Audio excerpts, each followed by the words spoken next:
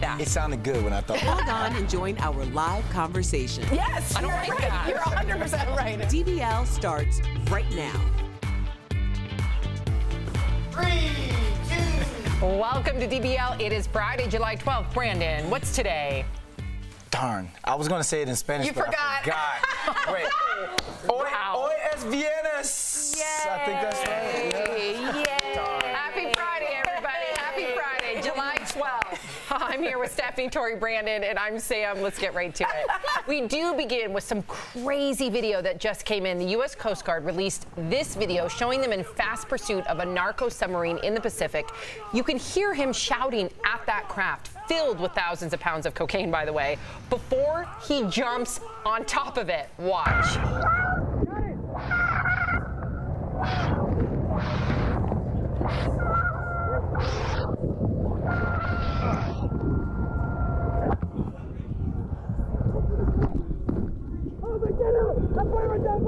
I am in love with whoever that human being is. I don't care what his name is, what his age is. That is it. That is done. So sign me up for a man like that. I want a man who's jumping on a submarine and hammering it and getting out drug baron lords. Like, yes. And our Coast Guard, too, we forget, you know, not only are they going up against, you know, these submarines and whatever else is happening when it comes to these drug busts, but they're also going up against Mother Nature. And we forget to give them that credit. Totally. So kudos to them, but they only get 11% of these huge drug busts. That's how many are coming through. Yeah, if you watch Narcos, the first season, like the DEA agent in there will be like, they'll give us 200 pounds of something just to sneak in 500 Right, exactly. million the pounds. narco sub is where the good stuff is, and that's where they went. But that bang, bang, bang. You've got to imagine one, like if that submarine was to submerge any second, his life is so on the line on every moment. Look, he's in the middle of the ocean. He's got no oxygen on his back. Like if he was to fall in, that is going to be very deep. He's got all very heavy equipment on there.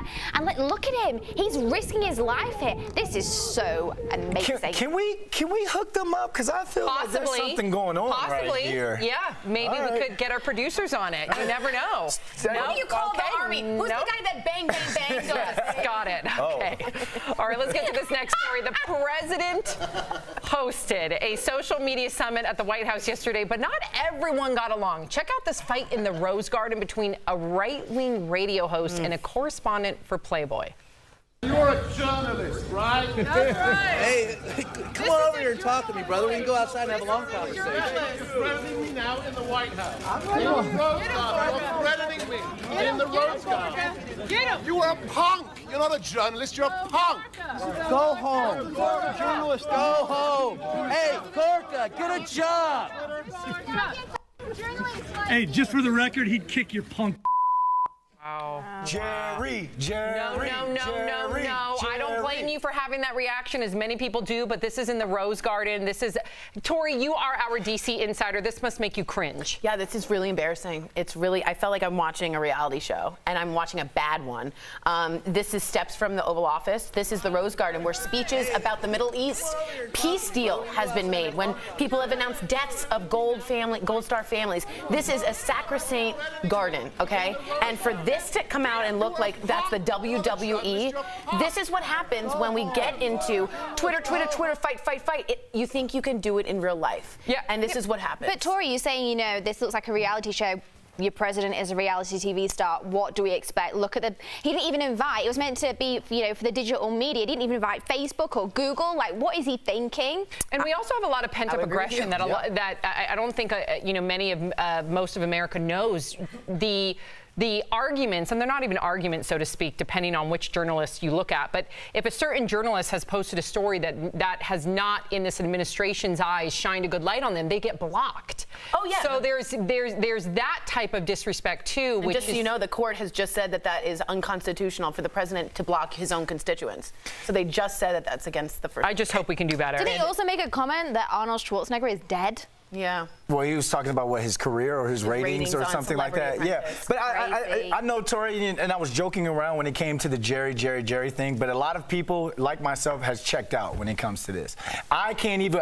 That's the whole We point. have checked That's the out when whole it comes point. to this. He wants to distract. Well, not just him. I'm not going to go there. But Yep. this whole vibe wants to distract you with so much that you say, "I'm out." You have to. We have to are work seeing it to on be both sides. Very much. But you've Yep. got to work to be a good citizen. People died to give you the right to vote. As a woman, as a black man, you cannot allow this to take over. Well you can't. said. Yeah. Well said. And thank you for your honesty, though, Brandon. That's important. Thank you for that. And thank you for Jerry Springer. Let's get to this news. R. Kelly is back behind bars as we speak. Wow, Raquel, please share the details on his latest arrest. Well, Sam, R. Kelly is now facing federal charges, including child pornography and obstruction of justice. He was arrested again last night in Chicago while out walking his dog. The charges come from Illinois and New York, and they're the latest he's facing. In February, the 52-year-old singer turned himself in after he was charged with 10 counts of sexual abuse. Then in May, prosecutors added 11 more charges against him. Dream Hampton, the woman behind the documentary Surviving R. Kelly, reacted to the news, tweeting, "This is it. This is the one. It's a wrap. Finally." R. Kelly will remain in jail over the weekend. His bail hearing is set for early next week, and he maintains his innocence. It's hard to wrap around the idea that such great music came from such a bad person. And sometimes it is. Honestly, when it comes to R. Kelly, when it comes to the Michael Jacksons, it is hard for me and a lot of people to separate the artist from the monster. Of course it but is. after something like that, it's a wrap, like that woman You won't said. be able It's to a listen wrap. to his music. No, not after this. This is Fed time we're talking about as I well. agree. You know, Sex trafficking, obstruction of justice. Unbelievable. Yeah. No. And thank God to that documentary, it caused all of this. Yes, Yep. it So did. thank God. Yep. This is a crazy story, you guys. A New York City church fired a female pastor after a trip to a sex shop. Yep, this is Dr. Amy Butler. She was the first woman to lead her congregation, but in May, she took 2 assistant ministers to a sex shop in Minneapolis. She reportedly bought one of them a $200 bunny-shaped sex toy.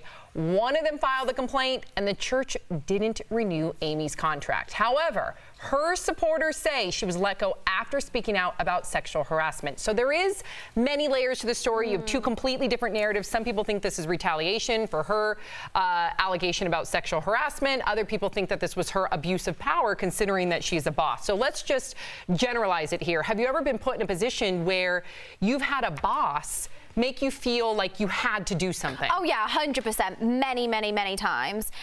Lots of people within the media industry, whether it's a client, an agent, a boss, someone who you're interviewing with, of course. With a power dynamic. With a power dynamic, and you feel like you either have to go along with something you wouldn't feel comfortable with, and it's a big learning thing, and it's taken me a long time to know more when I'm able to say no, and I'm guaranteed it'll happen again when I am put in that position.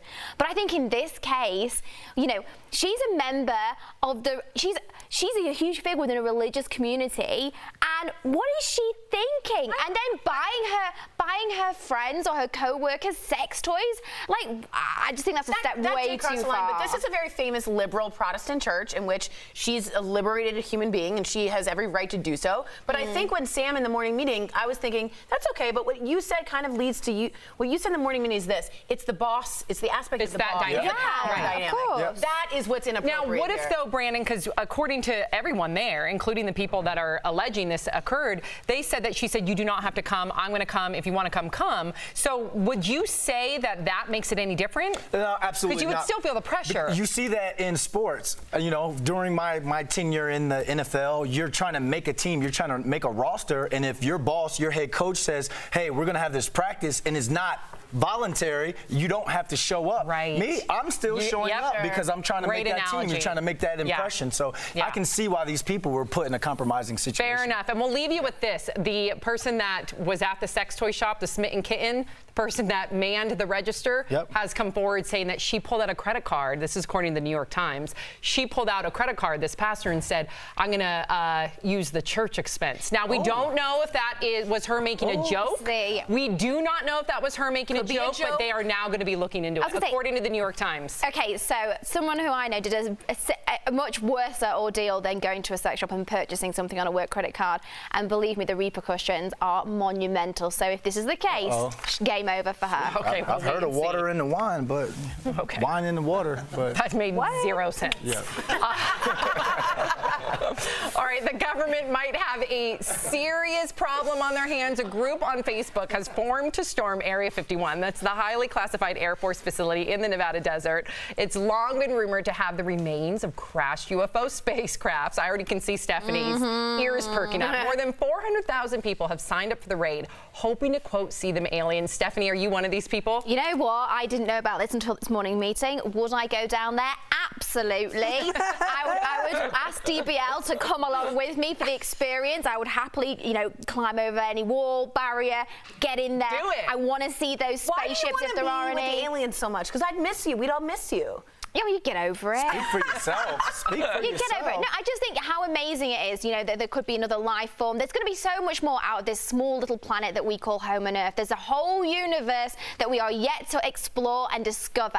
And I would love, love, love to see it. What are they keeping in there? Even if it's just technology that we don't know about, that's, been birthed here on our own soil, why can't we know a little bit about that? And all I keep thinking is, because I've always wanted to know too, it has something to do with national security, meaning there's either a chemical that they found or some kind of rock or something they don't want everyone to know about. I'm just hoping. But they could easily tell us that. But I think that now, hysteria, times have changed. I think maybe previously, but I think slowly, things are becoming a little bit more uncovered. So now, for instance, the Navy have been told how to, and the Royal Air Force as well, have been told how to deal with UFOs and unidentified flying objects. So they're not denying it. They're no longer denying That's a step. That's a step, and that's the footage that you were talking about. Yeah, so... Yeah. All right, let's... First step for mankind, guys. It's amazing. You can't say that on the mothership. You can't say amazing on the mothership. Okay. Let's... All right. He's in his own world. Don't worry about it. I can't. It's Friday. Okay, thank goodness. You got one more story, Sam. I know, and this is an important one. New Orleans is facing some potentially serious flooding at this moment. Tropical Storm Barry could bring a storm surge of 2 to 3 feet plus 20 inches of rain. So we hope everyone there is taking the proper precautions. And there have already been some crazy videos from the weather system, like these two water spouts that formed over Lake Pontchartrain. I'm sorry if I mispronounced that. Pontchartrain. This is very scary, especially because UN officials have come forward just this week saying that there's now a trend. Every single week we are having a catastrophic natural disaster every single week globally. That's scary. That's climate change right there. And not only with climate change, when that happens, what do you have? You have people with nowhere to go, and that's called climate refugees, right? Yes. So not only do we have this disaster, but we have a group of people that aren't ready to be dissembled in another group. So this you still have refugees from Absolutely. Katrina. Exactly. Really fast, I played in New Orleans a couple years after Katrina, and it was almost like a ghost town in some of the wards because people haven't went back to their houses. So I'm praying for we're praying for everyone out there. Absolutely. Our thoughts and prayers for all of you out in New Orleans. DBL's live and still ahead. A little boy is beating the odds with the help of his classmates. You'll see how hope and love are going a long way to get him through heart surgery.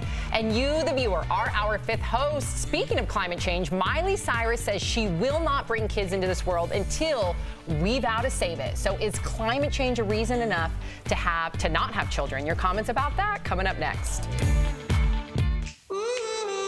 Hi DBL Nation, Kelly Schubert here with the DBL Digital team. I am tracking all the breaking and trending news, and guess what? It's Friday! Yay! We made it, you guys. Let's go to the desk and see what's going on up here. Hey guys. That's a fair point. So. What's happening up here? Hurricanes, tornadoes.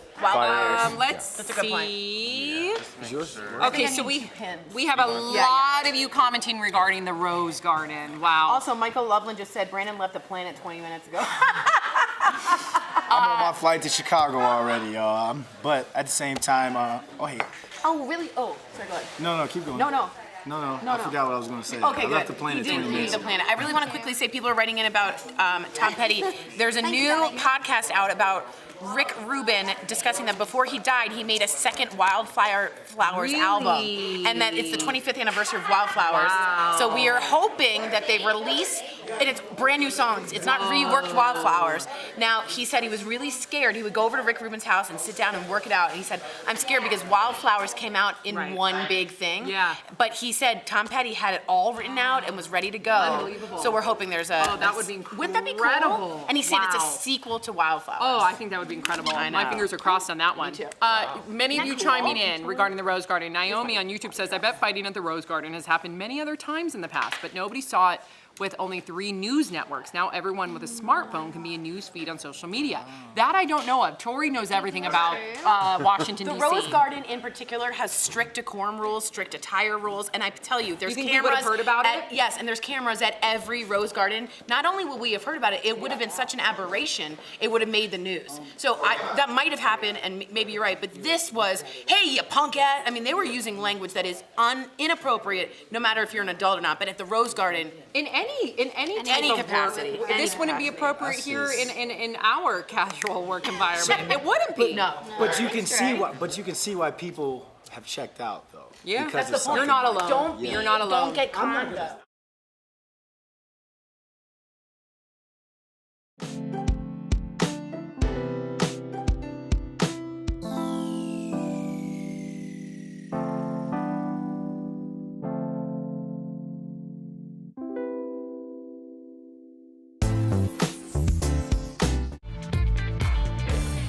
Welcome back to DBL. It is time for Fifth Host, when we talk about what you're talking about. You can add Miley Cyrus to the growing number of millennials who won't have kids because of climate change. She's waiting to become a mom until the issue is properly addressed, but people who disagree with her say it is the future generation that will come up with the solution. So DBL Nation, we gotta hear from you on this one. Is climate change enough of a threat to choose not to have kids? Brandon, take it away. Here we go. Kay from Facebook says she doesn't need kids. She doesn't need kids. She's crazy. There's a lot of crazy people out there that have great kids, still are great mom and dad. But you know, let's stick to the subject on this one. It's something that she prefers. I don't agree with it because I don't want to have. In this case, I don't want to have kids because of racism, and until we eradicate racism. So to each his own. And she's actually a great humanitarian. Yeah, I just want to put that out there. Actually, Michael, just like you were about to say, agrees, says from YouTube, says Miley has actually turned into an incredible human being. She sings darn good too, and she thinks out her choices now. If you don't know, she works with the homeless youth.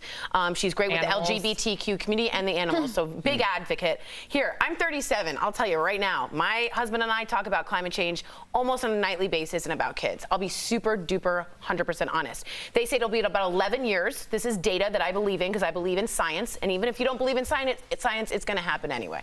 The main thing is we have to go about 2 degrees Celsius for things to get really worse. Worse hurricanes, worse tornadoes, really bad wildfires, as we're seeing. The main issue is we're already at 1 degree hotter. I have 1 degree. That's about 11 years. I don't know if I want to leave my kids for that, and also, do I want to have kids to contribute to climate change? So here's one example. Wow. Joe from Facebook says, I'm so proud of the couples who understand that more humans will create more problems. That's kind of what Tori was alluding to just there.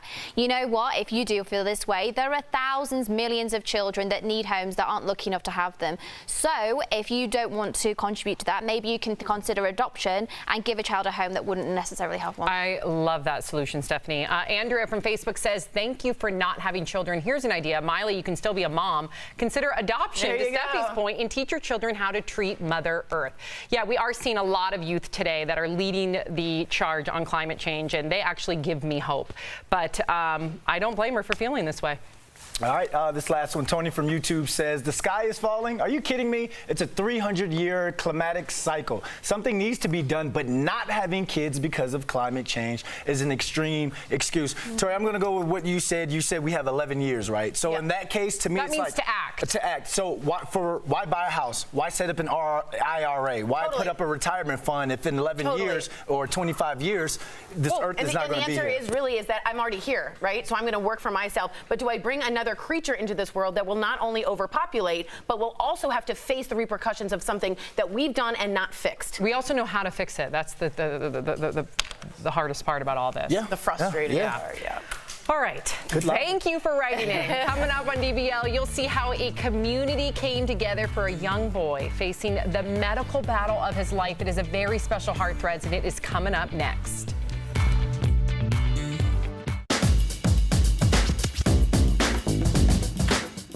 I am Patty Donnelly, and I am the Senior Supervising Producer at Daily Blast Live. I manage the show and the staff, and I oversee creative and help pick the stories. And I also help by just using my past experience to better produce pieces and content on the show. A typical day at DBL for me starts at 6:30 in the morning, and that is super early. So it generally starts with me hitting snooze 4 times and then going to Starbucks and then rolling in at 6:30 on the dot. Whew, it's hard. And in the morning when we come in is my first meeting of the day. It's at 6:30 and it's the creative content meeting, and it's with just 4 other producers and then Chris Clark, the executive producer of the show, and myself. And basically we hear what stories are going on, what has been happening overnight, what the news is, and we start planning the show and what we're gonna put in it and what stories we care about. It's actually my favorite time of the day. It's really fun, and it's my favorite thing ever, which kind of sucks that it's like in the morning, because after that, then there's nothing to look forward to, but I love that meeting. Since it's such a small group, we laugh a lot and tell a lot of jokes, and just come up with some really great ideas because of it, and it's really awesome. What I like best about working at DBL as opposed to other shows is that we have a really cool culture here, and it is a lot different from when I worked in LA, meaning we put the show above, we care about the show, we want the show to do well, but we don't put it above ourselves. And that's something that a lot of times in LA, you sacrifice a lot to make sure the show is awesome. And here I think almost have our priorities in balance a little more, and we laugh a little bit more because of it. Welcome back to DBL. Today's Heart Threads is all about positivity. Watch how a community is rallying behind a little boy with a heart condition. This little boy got a huge surprise before a major heart surgery. Mason Dinger, born with heterotaxy, already had 2 major surgeries by age 5 and was due for another to keep him stable. We're hopeful to buy at least, maybe hopefully 10, 15 years before he needs any more intervention if there's no cure for congenital heart defects. And we're hoping to raise some awareness about this because we need more funding. Before the surgery, his school decided to give him a huge send-off. Everyone wore green shirts and cheered in support of Mason. He also met his favorite superhero and got a ride to his favorite barbecue restaurant. Seeing Mason so upbeat despite his health struggle was inspiring to faculty. Just to watch him go through this journey and do it so bravely and so courageously and just, with a smile on his face. He's been through a lot. Mason and his family have a tough road ahead, but they've seen there's no end of support from their community. We're so grateful for community and for the school district and for everybody's help put this together. You're a brave young man, Mason. We'll be right back. Promotional consideration is brought to you by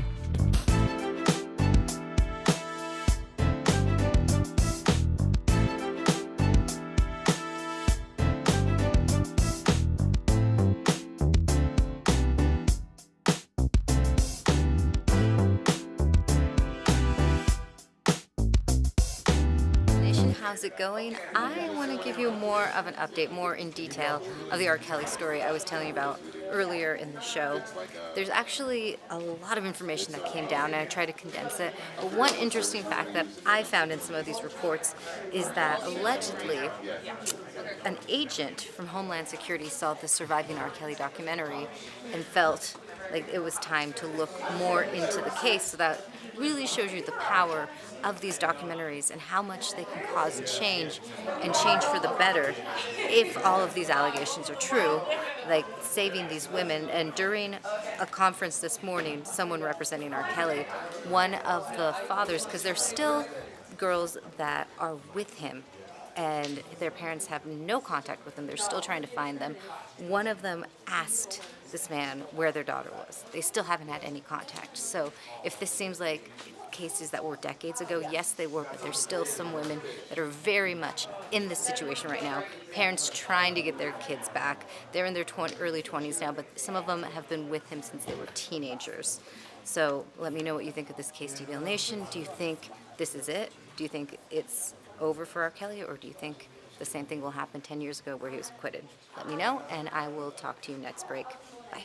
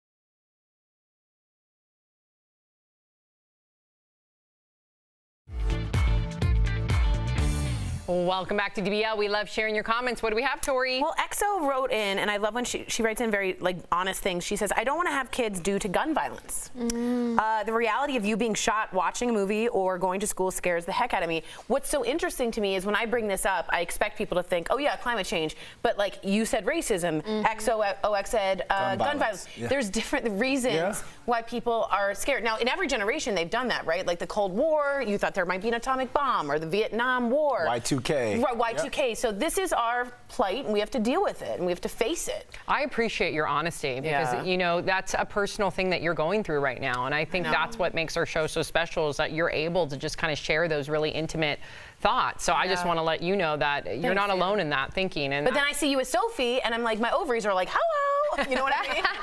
So it's hard. It's tough. It's really tough. I know. Yeah. I know. Yep. You're going to make a great mom, whatever you decide to do. whatever You already are to your doggies. Thank you. We'll see you same time, same place Monday. Have a great weekend.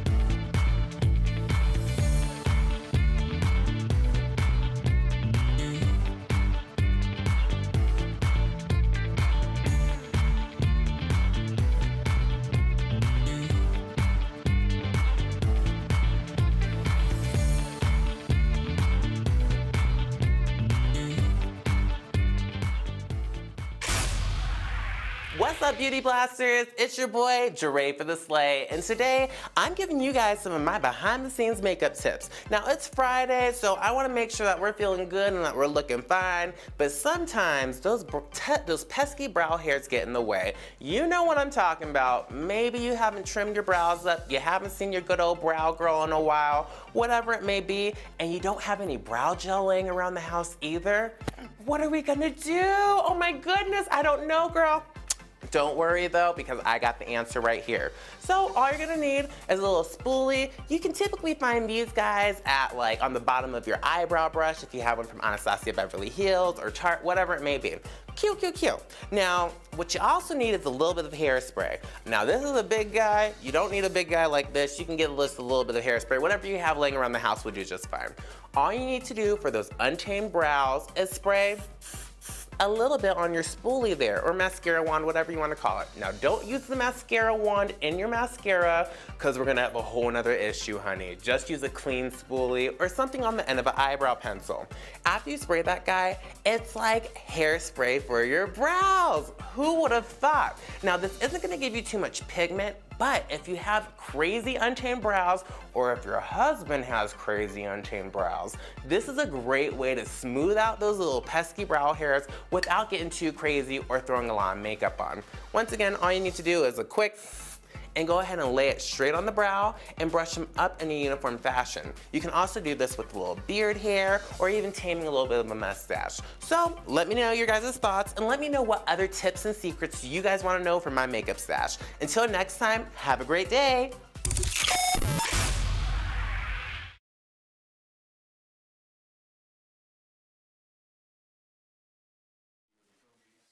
This is Daily Blast Live. We're talking about what you're talking about. Because everyone's talking about this. Always live, always real, always unpredictable. You think this hair just naturally stays like this? Log on and join our live conversation. I can't believe I'm saying this.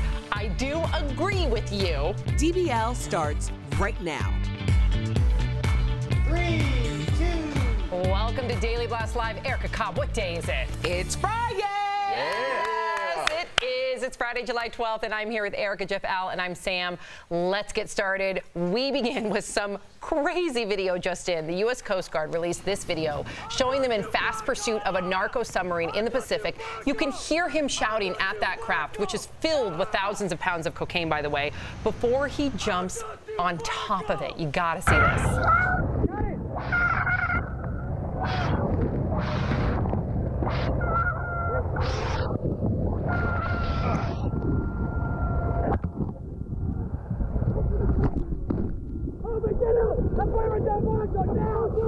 That is straight out of a movie scene. This is incredible. I'm a little turned on. I don't blame I want you. that guy to be my neighbor. I don't blame you. I know. That guy's a hero. Unbelievable. And they're not only going against, obviously, these drug busts, but they're also going against Mother Nature when you're in the middle of the ocean like that. I do like that he was yelling at him to stop. Yeah. Like the guy could hear him in the sub underneath the water. I mean, yeah, I guess.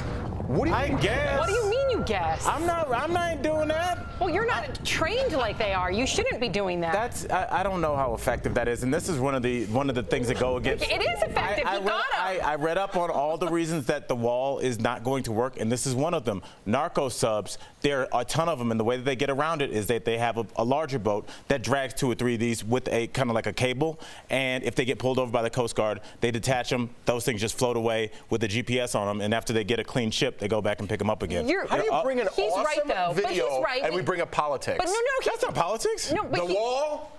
I was talking about It's Game Friday, of Thrones. man. All right. No wall talk. But, but he is right. We get about 11% of those submarines. 11%. How do we know the number if we don't catch the other 89%? I guess they We trust their estimate word by for it. by the drug. They were like, dude, we got like 80 by y'all.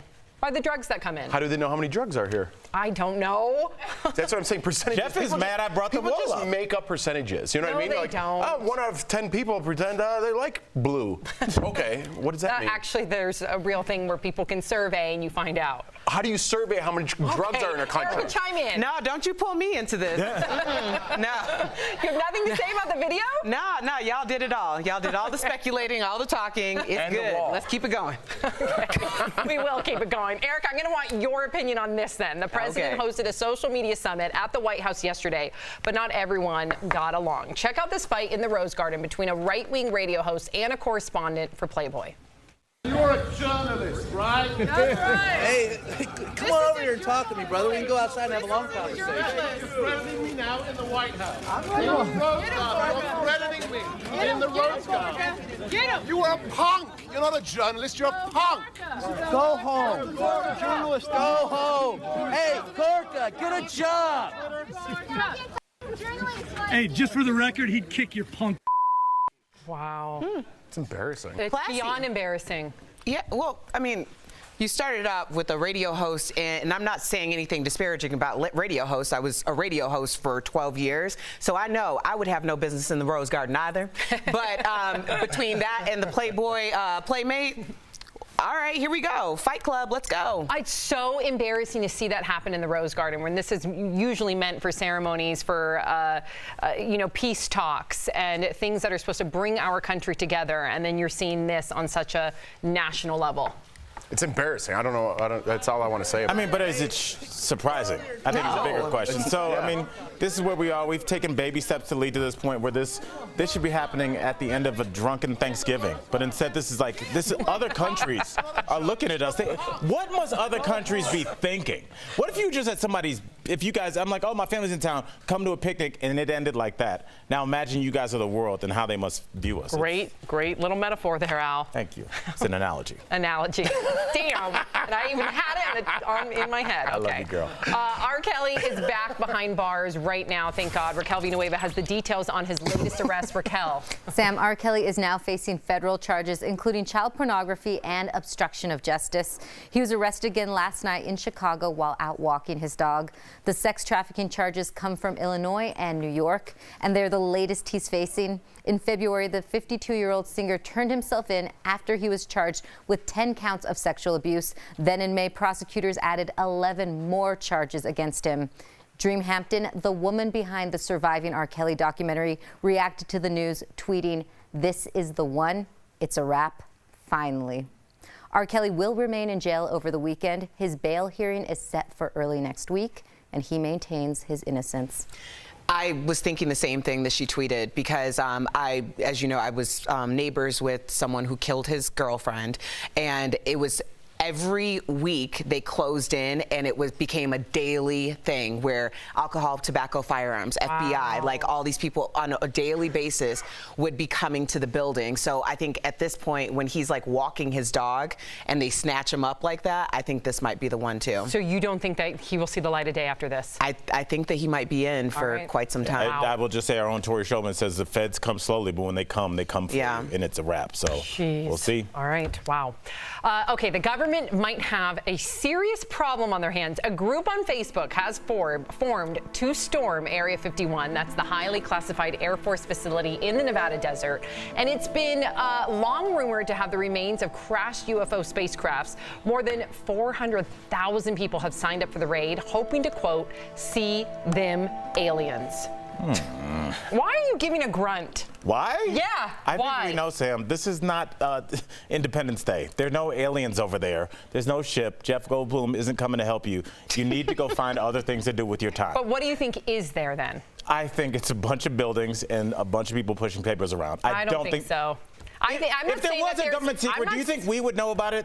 4 talk shows in Denver and a bunch of people on Facebook? I'm not saying that there's aliens in there, but I do think that there's so much technology that we do not know about, and a lot of American people feel like that's a crime against humanity. Yeah, but they feel like that they don't. What? That should be our security, though. Are you talking about that, like our government security, like we're testing new aircrafts in case we get into a war? Possibly. We shouldn't have civilians seeing that type of thing. You think it would create mass hysteria, or no, just to be no. I just don't think that's the government's job. We shouldn't know what they're building. This is what I mean about. I know this is all like fun and games. No, this is no. This is what I mean about petitions. It's all fun and games. I love aliens. I like all that stuff too. But if you had 400 yahoos sign a petition to get you fired, that's a huge number of people, and your job could be on the line from these people. No, but you know what I'm saying? Like, this is how many people just sign things.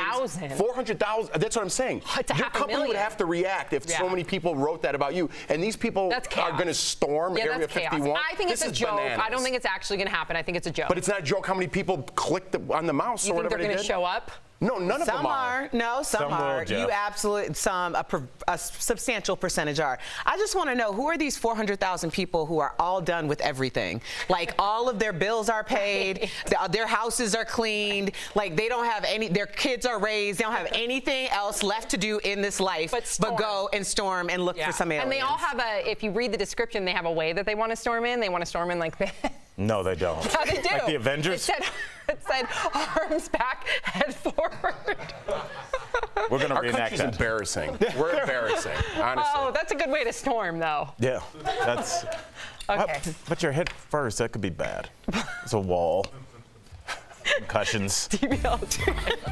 Coming up, a new documentary reveals never before heard secrets about John F. Kennedy Jr., the evidence that shows his aspirations for a political future. Plus, a pastor walks into a sex shop. No, it ain't a joke. It actually happened. We'll tell you how a church leader ended up getting fired over the ordeal that happened during a work trip. And you, the viewer, our fifth host, Miley Cyrus, says she won't bring kids into this world until we vow to save it. So is climate change reason enough to not have kids? Your comments about that next.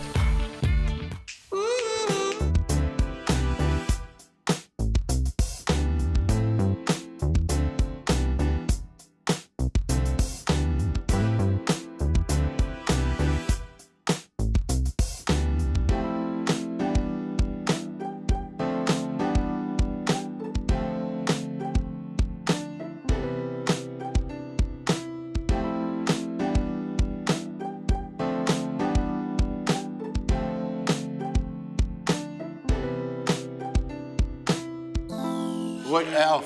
Al's talking about family reunions. Mentality. Yeah. It's just boring. It's just a Yeah, mentality it's just, there. It's a culture. It's a culture. It's social. It is. But it's like woven into the fabric of like Wisconsin culture. For sure. Yeah, it's when I was doing the radio there to promote my gigs, we were in between stations and you know, you have an hour to kill. Went to go to get some breakfast. I got like the, you know, the Grand Slam or whatever they had at this diner, and the woman had a beer pairing for my breakfast. No. Who would make that up? And she said to you, like, Yeah, she's like, there's a stout that goes with that. Yes, it's that's a cultural. insane. It's and then people cater to it. Well, it's just, I mean, they're a business that's reacting to their clientele, not the other way around. Yep. You know, That's true. You wherever you live, you have. I remember. I hope I can say this. I was somewhere in the South, and I had done this golf charity event. And I was leaving, and I had to gas in my rental car, and I stopped in like this small town, and I was at the gas station paying, and I told the guy, I was like, can you move to the right? Because I was like looking at this weird thing behind him, and behind him they had these little glass pipes with fake plastic roses in them. I'm like, what is that for? Yeah. And he's like, oh, it's for your girlfriend. I was like, Yeah. and they were selling glass pipes. Yeah. Oh, it's a pipe. Yeah, but that's what your clientele is buying.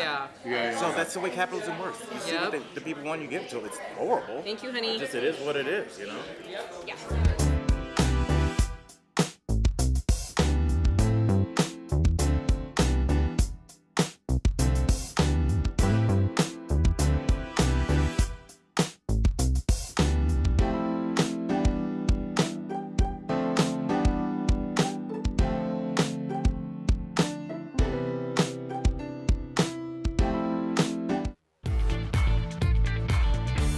Welcome back to DBL. It is time for Fifth Host when we talk about what you're talking about. You can add Miley Cyrus to the growing number of millennials who won't have kids because of climate change. She's waiting to become a mom until the issue is properly addressed, but people who disagree with her say it's the future generation that will come up with that solution. So DBL Nation, we want to hear from you. Is climate change enough of a threat to choose to not have children? Al, take it away. All right, let's do it. Mark from Facebook says, trust in the evolution of our species.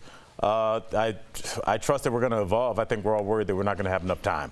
So I do see where she's coming from, but at the same time, I mean, people had kids in 1968. I mean, we saw the murder of the assassination of JFK, the assassination of MLK, Cuban Missile Crisis. Everything was right there. Our country's falling apart. People still had some babies, and that's why we're here. So.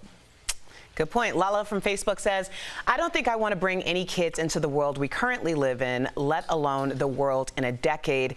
It's scary. Lala, you know, I just like to rule with logic over fear. And logically, as someone who has two scientists in her family and talk a lot about climate change, there are three different schools of thoughts. There's the scientists who believe in it and think that there's something that can be done about it. There's the scientists who believe in it and believe that it's going to take a global effort in order for something to be done about it. And then there's the politicians and the entertainers where we get most of our information from. So using those three examples, I'm just going to go ahead and hope that we can still continue to procreate. Diane from Facebook says, I think it's great that kids these days are not pressured to have a bunch of kids. It's better for our planet. Diane, you know what? I think to each their own. My kids are going to be awesome and do something to help this planet. And I think it's how you raise your kids is how they're going to be in this planet and help it out. So, I mean, if you think your kids can't help the planet, please do not have kids. All right. And Carol from Facebook says, if you don't want kids, you don't have to blame it on the planet. It's okay. Kyle from YouTube says, I'm not sure Miley's ready to be a mother anytime soon. Anyway, I read 2 comments because they were all in one. I think Miley actually would be an incredible mom considering all her humanitarian efforts. So that's the answer to Kyle. As far as what Miley's doing, listen, our planet is in a dire place right now, but I do have hope in the future generations. We're seeing most of the lead against climate change or to combat climate change led by our youth. So I'm actually remaining hopeful. Me too. It's so interesting. Everybody's like, oh, Miley's not ready. I'm like, she's a multimillionaire. Her dad's a billionaire. That baby will be fine. I think it's reversed. Yeah. But you think she's more money than her dad? Yeah. Don't you think so? Erica did country, she knows. So. I don't know how much people have. I'm going. I'm not in other people's wallets. Really? That's interesting. Let's look at the break. Yeah. All right, we will. Follow us in the break. Hit. People used to buy albums back then. Achy Breaky Heart? Yeah. I know. Coming up on DBL, a wild courtroom brawl caught on camera. Why emotions were running so high. Plus, a surprising portrait of John F. Kennedy Jr. 20 years after he died in a plane crash. The new documentary that reveals his hope to get into politics.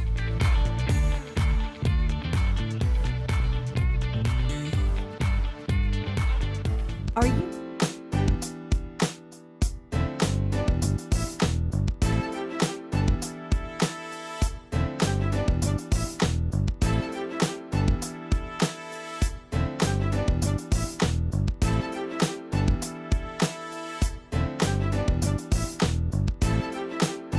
Nation, it's Raquel here, and I have some developing news. Now that we're just getting constant updates on it. It is about Alex Acosta. It is the Secretary of Labor. He has resigned over his role years ago, like a decade ago, over the Jeff Epstein case. Now, right now, President Trump is saying that it was the drumbeat of scrutiny that had him resign, and he is saying that he's back. He said he made a deal that people were happy with. Then 12 years later, they're not happy with it. You'll have to figure all that out, but the fact is he has been a fantastic Secretary of Labor. Now, people believe he cut a deal that is too lenient. Now, Jeff Epstein now has been arrested on sexual crimes again, much like R. Kelly, and that's kind of all the comments I'm reading on Twitter, is that they're connecting these cases in the sense of like justice has finally come and it's their day of reckoning. I want to know what you think. Has the climate changed in the sense of these cases, like when once they were able to get deals, now they're no longer being able to? So let me know in the comments, and I'll keep you updated on this case, because like I said, it keeps developing, and I keep refreshing my phone, and I see new updates. So I'll keep you updated. See ya.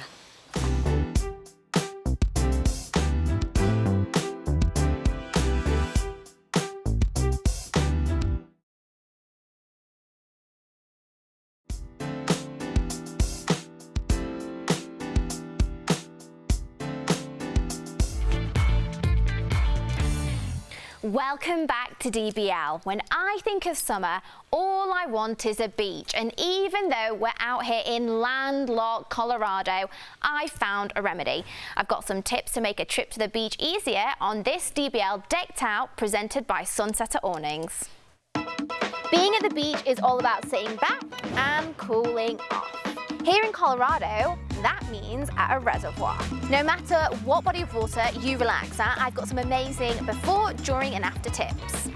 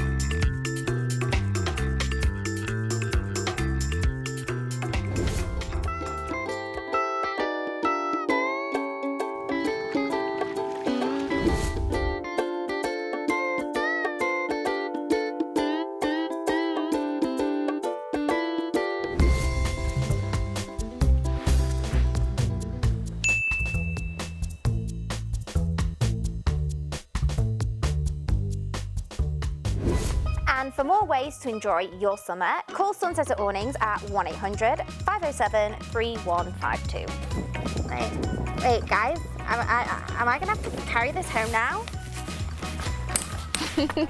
Coming up on DBL, a female pastor is busted after a quick little trip to a sex shop. Yeah, you heard me right. But is there more to this story? We'll be right back. Promotional consideration is brought to you by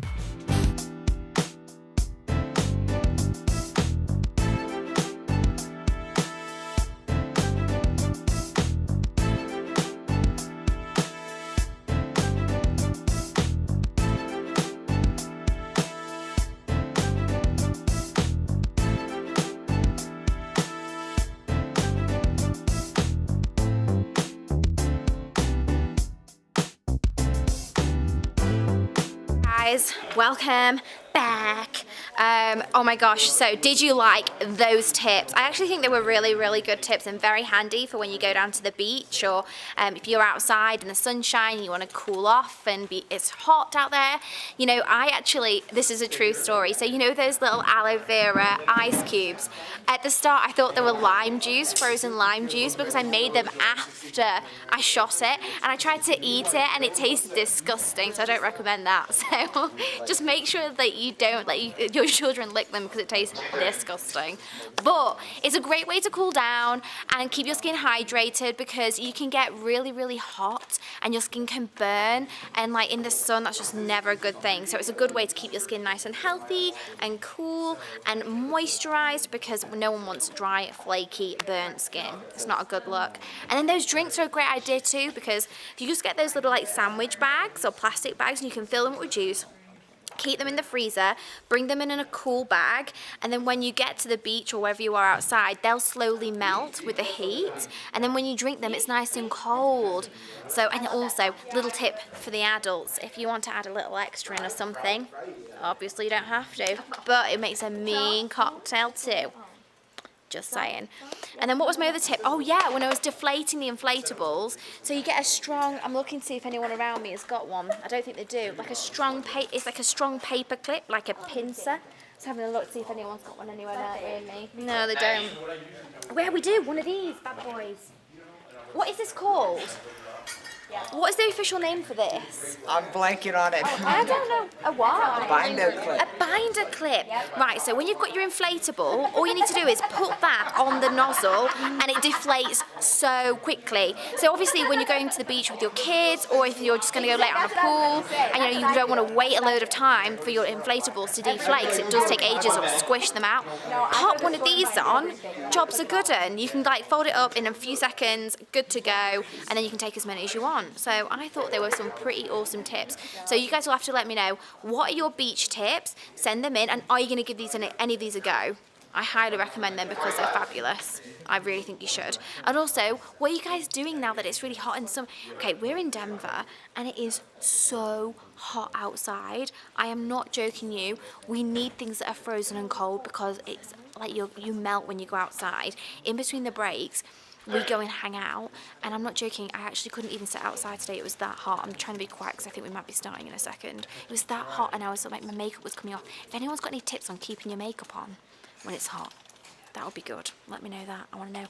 Write in #DBLNation. Let me know. And actually, this is like, I don't know why I'm whispering. It's so quiet in here.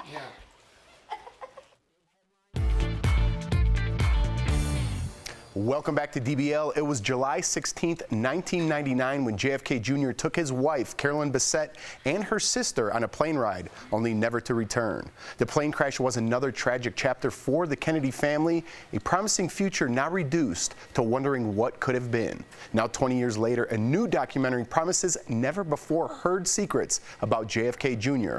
Our own Tori Shulman got a sneak peek from historian Steve Gillian, whose book inspired the documentary. That's in today's DBL Spotlight. Stephen, welcome to Daily Blast Live. Let's jump right in because there is a lot to talk about. How did you know JFK Jr.? How close were you? And can you share something about John that a lot of people don't know?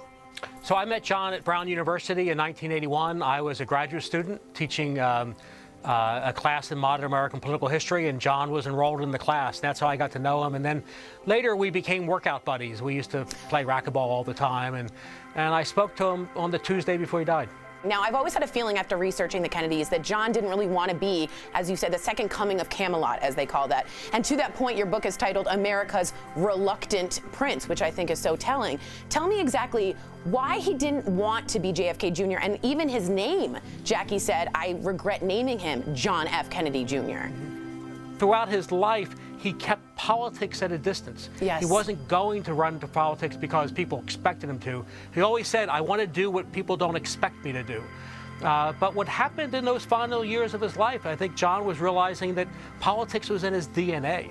And he wanted to run for office. And one of the things I remember I think it was maybe the year before he died, he had spent the day with underprivileged kids at a skating ring in Harlem. And I had dinner with him that night, and he was talking about how they were all grabbing onto him and holding onto him. And he said, you know, what they need is hope. Yes. They need to know that tomorrow will be better than today. Yes. And he said, I can give them that hope. Yes. That's when I realized that he had made that turn. He was no longer the reluctant prince. He was a prince looking for his opportunity to run for office. Wow, that's so interesting. I never knew that turn was there before he passed. Speaking of John, I have to ask, he's a playboy. He was in our minds a lot of the time. He dated some really good-looking girls. And he had, you know, George Magazine, in terms of pop culture, was kind of a fun, sort of flirtatious magazine, if you will. Talk to me about the Me Too movement. How would John be today? John was not his father. Right. And John, one of the points John made all the time is that he could never cheat on Carolyn. That's right. Because he didn't want to do to her and humiliate her the way his father humiliated his mother. That's right. So John did have lots of relationships, but he was fairly monogamous in those relationships. Right. He was, I mean, it's a testament today, not a single one of his girlfriends has ever spoken out and said anything bad about John. That's very true. There is a famous image of Trump and JFK Jr. at a Knicks game in '99. Just from knowing him, from having dinner with him, what would John think of Trump today as president?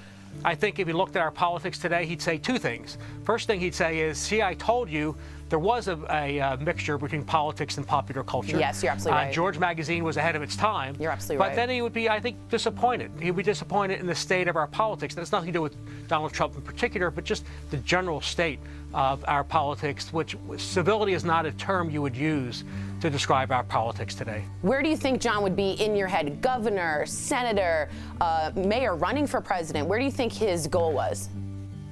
Well, I can only tell you what I think his ambitions were. And if he had worked through these issues in the last year of his life, I think he would have run for governor of New York in 2001. And I have no doubt that he planned to run for president at some point. Wow. Obviously, you know, fate intervened, and we'll never know. But he said to a friend one time, he was watching an inauguration, maybe it was the Bush inauguration or Clinton, and he looked at the screen, they showed the White House, and he turned to a friend and he said, I plan to go home someday. Wow. Man, too soon. That's the only thing I can think, too soon. Yeah. Stephen, thank you so much for your time. We look forward to watching the special JFK Jr., the final year airing on A&E. What an amazing insight into an amazing man. Thanks so much.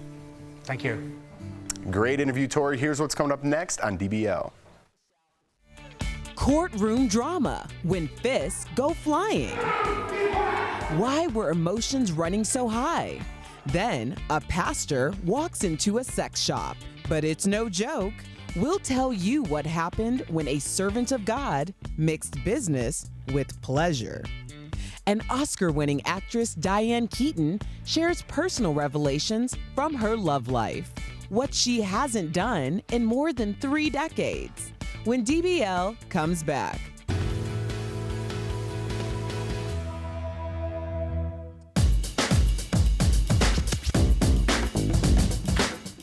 I am Patty Donnelly, and I am the Senior Supervising Producer at Daily Blast Live. I manage the show and the staff, and I oversee creative and help pick the stories. You know, and I also help by just using my past experience to better produce pieces and content on the show. A typical day at DBL for me starts at 6:30 in the morning, and that is super early. So it generally starts with me hitting snooze 4 times, and then going to Starbucks, and then rolling in at 6:30 on the dot. Whew, it's hard. And in the morning, when we come in, is my first meeting of the day. It's at 6:30, and it's the creative content meeting. And it's with just 4 other producers, and then Chris Clark, the executive producer of the show, and myself. And basically, we hear what stories are going on, what has been happening overnight, what the news is, and we start planning the show and what we're gonna put in it and what stories we care about. It's actually my favorite time of the day. It's really fun, and it's my favorite thing ever, which kind of sucks that it's like in the morning, because after that, then there's nothing to look forward to, but I love that meeting. Since it's such a small group, we laugh a lot and tell a lot of jokes, and I just come up with some really great ideas because of it, and it's really awesome. What I like best about working at DBL as opposed to other shows is that we have a really cool culture here, and it is a lot different from when I worked in LA, meaning we put the show above, you know, we care about the show, we want the show to do well, but we don't put it above ourselves. And that's something that a lot of times in LA, you sacrifice a lot to make sure the show is awesome. And here we, I think, almost have our priorities in balance a little more, and we laugh a little bit more because of it.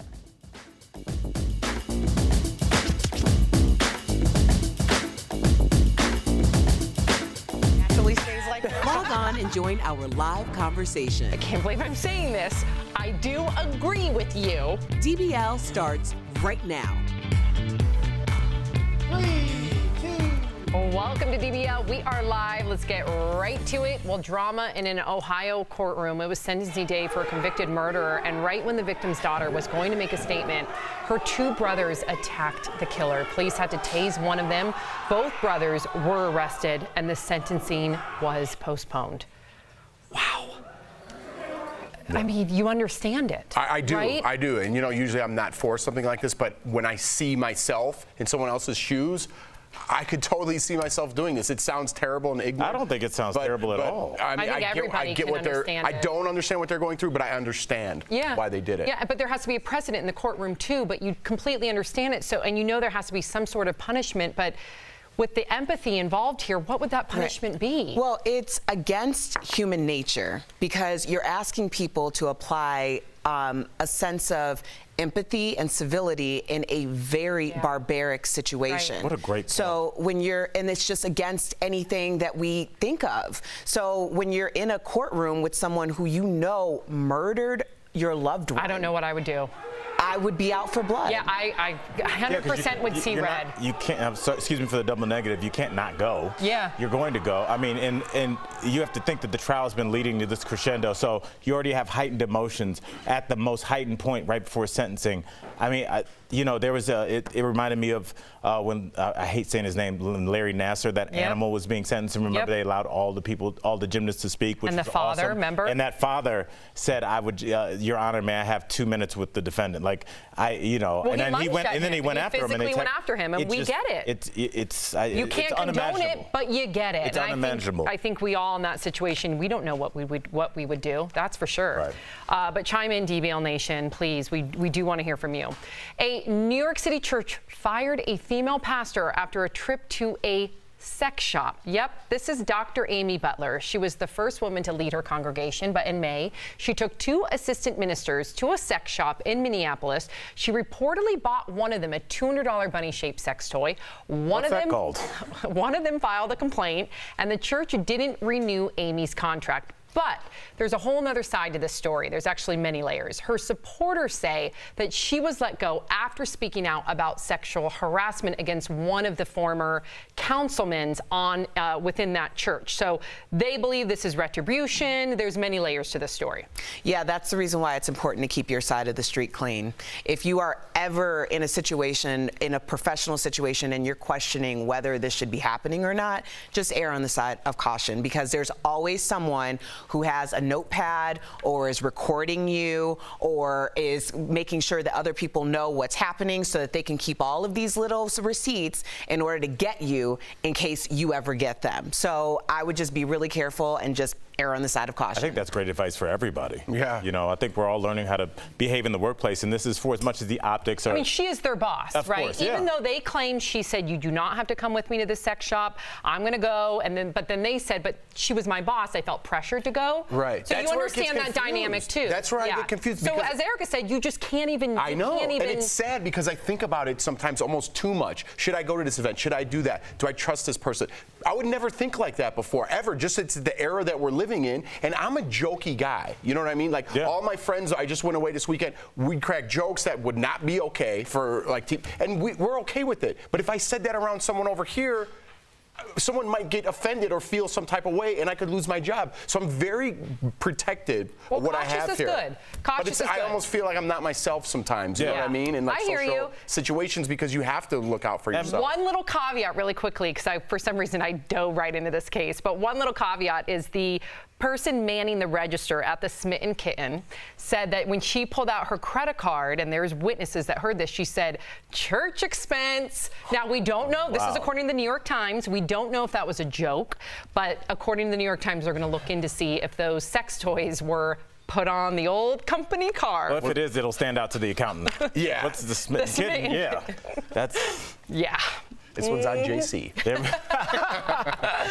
All right, well, U.S. soccer star Allie Long has been celebrating her World Cup win all week, but now she's not. Thieves broke into her L.A. home, her L.A. hotel room, and stole her $15,000 wedding ring and $4 grand in cash. They also took an honorary key to New York City, which Mayor Bill de Blasio just gave her. Allie says she left her Ritz-Carlton door unlocked for about an hour to go down the hall. Police say this could be an inside job since the hotel has really good security. Erica just physically put her head down. What happened to Erica? This is such a disconnect between me and a lot of people, including my husband sometimes. I will go around the house and yell security breach if there's anything that's not supposed to be the way that it is. If he stands outside to walk Spike and he doesn't lock that door, it's a security breach. Everything. And no, seriously. I'm from the west side of Chicago. You don't walk out the door and just leave a door unlocked anywhere, really. But in my mind, this is her fault. Yeah. I'm sorry. Well, here's the thing. You cannot leave a door unlocked. You're right about this, but not everybody feels that way. And that's the thing. And Erica, you sound like my husband right now, who didn't grow up in the most safe places in Los Angeles. So he says the same thing. He doesn't use the term security. He should. But he gets so mad at me because I do the same thing that your husband seems to do. When I go walk my dog or whatever, I guess I'll leave sometimes the door unlocked. When I go to a hotel. You guys know we're on TV, right? Don't worry, my husband's like Erica and he takes care of it. Okay. But I may be guilty of this, Erica. We're supposed to be honest on this show. I may be guilty of doing Especially this. at the Ritz. You don't think anything's going to happen there. This is the silliest thing to me, y'all. Anytime something happens in a high-end establishment, people are like, not at the Ritz. Where do you think all the money is? Hello? They're not going to go and rob the Roach Motel down the street. They know it. Nothing's there. There's roaches. Of course they're there. Of course. Why would you think that you are safer in a place where there's more? Why do you look dumbfounded? What's up with I've never stayed at the Ritz. I just figured you float on clouds in your room. I thought everything was locked up tight. It's just another hotel with another group of people who work there, and there are thieves everywhere. Also, y'all should check your rings, because the rings in the neighborhood will show you exactly why you should be locking your door every single time, because people walk up and try doors, door to door. You're saying to ring the doorbell Yes. company where you can see, okay? Oh, I think you check my ring. Right, No, I'm sorry, the Ring doorbell, so you can see the video, and they'll Erica, try. you People showed will me try footage of doors. that. That's not her. She showed me footage of like people stealing packages, people sneaking into your backyard. This is how long have you had it? Erica's got me all nervous. I know, but that's it's real. real. Don't my husband. anybody. You're right. Don't My trust locker's back anybody. there. I know who it is if someone opens that thing. Security breach. We have I got my many backpack. cameras in here, thank goodness. Diane Keaton is living the single life, and she is loving it. She told InStyle magazine that she hasn't dated anyone in decades. She said, quote, I haven't been on a date in, I would say, 35 years. No dates. I have a lot of male friends, but no dates. The 73-year-old has had some A-list partners in the past, but has never been married. This is your girl, Sam. I do love her. I love her style. And I think for her, because it's different to say, listen, I'm single and I'm playing the field, you know, that's kind of how like we liken George Clooney before he settled down with Amal. But for her to say I haven't dated for 35 years, I mean, we're just speculating. But I think a lot of people that may identify as asexual can relate to that. I'm not saying she's asexual, she would put but a I don't face want, to it. I don't want anybody to feel ashamed if they're celibate for 35 years. It's weird that like certain things, if something's like asexual or hyposexual, that's considered like a bad thing. But if somebody's bisexual, everybody's like, cool. If somebody's like the hypersexual, they're like, wow. But like when somebody's just like, hey, I don't like to have sex that much. I like to hang out. Let's get some dinner. We'll cook. We'll cuddle on the couch. But like they're not into the sex part. And there's a lid for every pot. There's a lot of people that are like that. But I think if you talk about it and you put that in your profile, hey, I'm asexual, you will find more people rather than kind of springing it on But you know them. what the flip side to this may be? She does say I have many male friends. Maybe she is hesitant to say that I'm playing the field because we do treat the George Clooney's a lot differently than we would treat the Diane Keatons if she came forward saying that I'm playing the field. Absolutely. And how old is she again? Yeah, 73. So yeah. that's a different generation. Right. So those thoughts and all of the things that come along with it, they don't go away. Yeah, you're right. So maybe she's playing the field. Whatever it is, if she's asexual playing the field, you go, Diane. 35 years, though, that's a while. She could play the field for 35 years if she wants to. It's a lot of games. What do you mean? It's a lot of people. That's okay. I'm not, you know I'm not shaming. I know. All right. Coming up on DBL, our own Brandon London hits the streets and asks strangers a very personal question. So what's your name, sir? My name is Julian Joseph Tafoya. Julian, are you sexy? Wow, Brandon's got some guts, huh? Don't miss the hilarious responses. But first, all your weird news, from a marijuana cake mix-up to a very interesting traffic stop. We've got it all coming up next.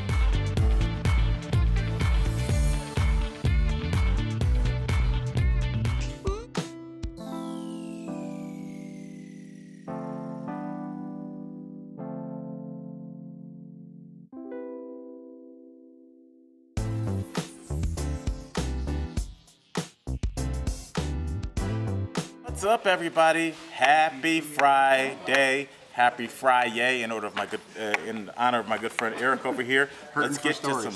What's that? Hurting for subject content. No, of course it's Friday, so I was gonna help you out, but I want to water. Jeff, You want some water? you made me feel. I would like a bottle of water. You made me feel bad bringing up the wall in the with the submarine story. Friday show? Do you know why I got mad?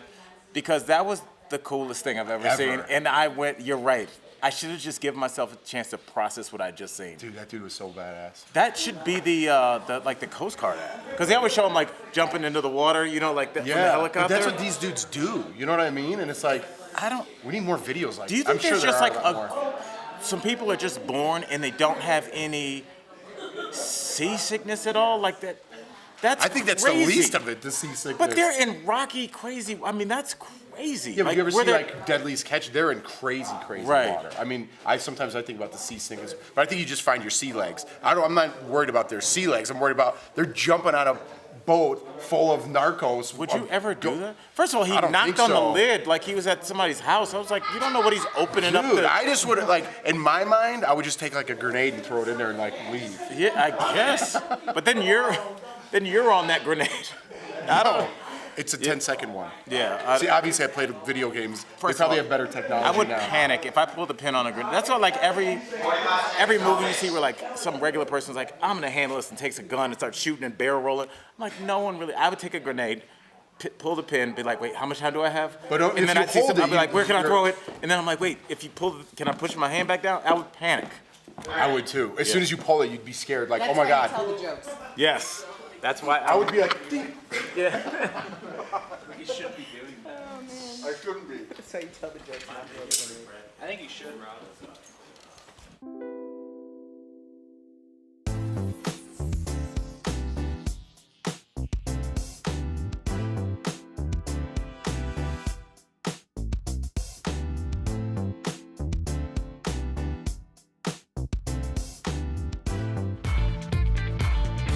Welcome back to DBL. It is Friday, so let's have some fun by checking out the strangest, craziest, and probably the most bizarre headlines trending right now. It's time for Weird News. Right. I love this. Yeah. My favorite. So by now, you've probably seen the viral marijuana cake mix-up. A mother ordered a Moana-themed cake for her daughter's birthday, but got this marijuana cake instead. And just for reference, this is Moana. She is a Disney princess, of course. Luckily, the young woman whose birthday it was thought that the entire thing was hilarious. However, now this woman who made the cake, I believe that her job could be, I think she may have been fired. Yeah, but I think because she put My Little Pony on there? Yeah, she did have a stoned My Little Pony on there. Look at that thing. If you're watching, if you're watching cartoons at Wait a second. Happy 25th birthday? if you're watching cartoons at 25, you're no stranger to that. I almost feel like this was like set up.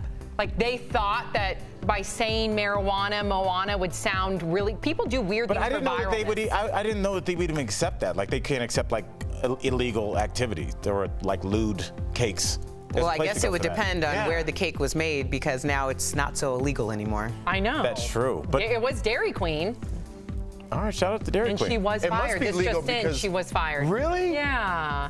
I mean, that was a mix-up. really good marijuana leaf. Someone for else not having fired it legal, her. right? Wasting her Someone talent. else- yeah. There's a really great cake and art place in West Hollywood called Cake and Art. They will scoop you right up. All right. Yeah, you can get some cool. What do you mean? Is it like erotic bakery? Yeah, all erotic cakes. You could do a marijuana cake. You could do. There's an erotic bakery around here. I know. I've been to it. Bakery, Yeah. La Bakery, La Sensual. Yeah, La Sensual. I've Yep, never it's a been. good I one. want to go in one Yeah. of those. Yeah. Make myself a nice cake. All right, buckle up for this next story. 2 suspects were pulled over near Oklahoma City while driving a stolen vehicle, but here's where it gets interesting. For starters, police found in the car a handgun, an open bottle of whiskey, a pet rattlesnake, but wait, it gets weirder. Any guesses on what else the police found? Erica? I don't know. Okay, Jeff? A grenade. Okay. I was gonna say like some nunchucks or something like that. It's crazy. Are you ready for this? Yes. It was a canister of radioactive powdered uranium. What? Next to the rattlesnake. No word yet on what plans the couple had for the uranium. See, That's crazy. Why is there uranium floating What plans could you have for uranium? I think you have all the plans. They're gonna do all the things. Yeah. Whiskey, snake, uranium. That's insane. That's a busy afternoon. Yeah. What do you use uranium for? Nothing don't know. good. Nothing Bombs, good. That's it, right? I don't know. I It's think not good. Nuclear weapons, like you need a lot. You can't just take uranium. I mean, any vessel that has that, can we look at that picture again? The hazard. That has that hazard on it. You don't want that Sam, even I don't near think you. that's the exact picture of the Trump. But I'm sure it had that on there, no? Like a biohazard? No. According to our cartoon graphic. According to Photoshop. clip art, these Got it. people had a lot of All right. dangerous. Cool.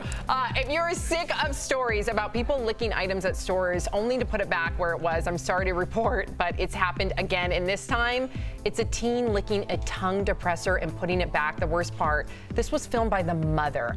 Yeah, the mother of that teen has since been arrested and charged with a felony after the video surfaced. I mean, this is at a doctor's office. So you're really spreading germs there. Yeah, but without being, I know we're supposed to make fun of this, but like we work with somebody that has an immunosuppressed child, and some goofy stuff like this at a doctor's office could really make somebody really, really sick. It's true. Stop trying to get likes at the cost of somebody's life. It's so selfish and so corny and unfunny. Yeah, no one thinks it's So funny. they prosecuted both of them? Not the child, just the mother. Yeah. They both should be. They definitely both should be. I just question all the other things that this mother of the year has taught her daughter. I know. I know. Yep. All right, coming up on DBL, we ask random people an age-old question. What's your name? What's your name? My name is Amritpal. Are you sexy?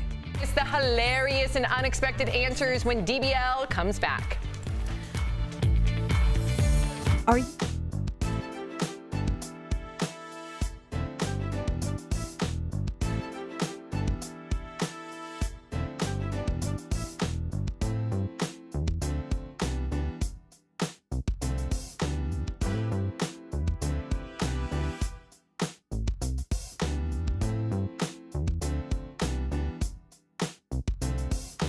All right, hi DBL Nation. Now, when I asked you what you were doing over July 4th weekend, turns out I know.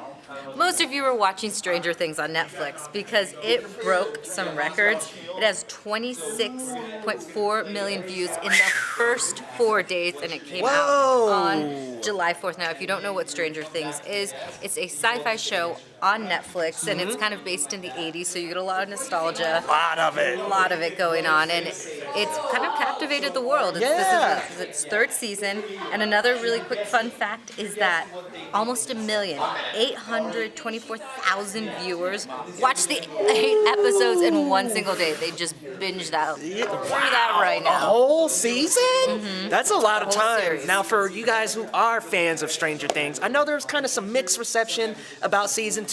It wasn't as good as season 1. This takes it over the edge, y'all, with the references, the characters, the relationships.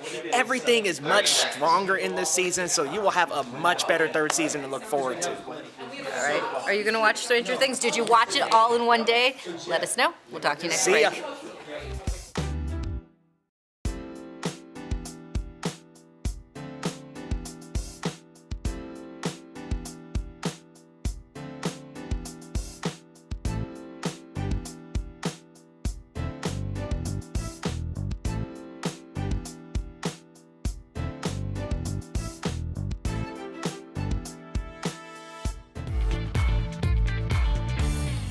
Welcome back to DBL. It's time to answer the question that's plagued man since the beginning of time. Are you sexy? Yeah, you heard me. Are you sexy? Check me out in this romper. Am I sexy? Yeah. Don't answer that. Yes, I am. And so we have to ask, when you look in the mirror, do you say, needs a little work, or damn, I look good?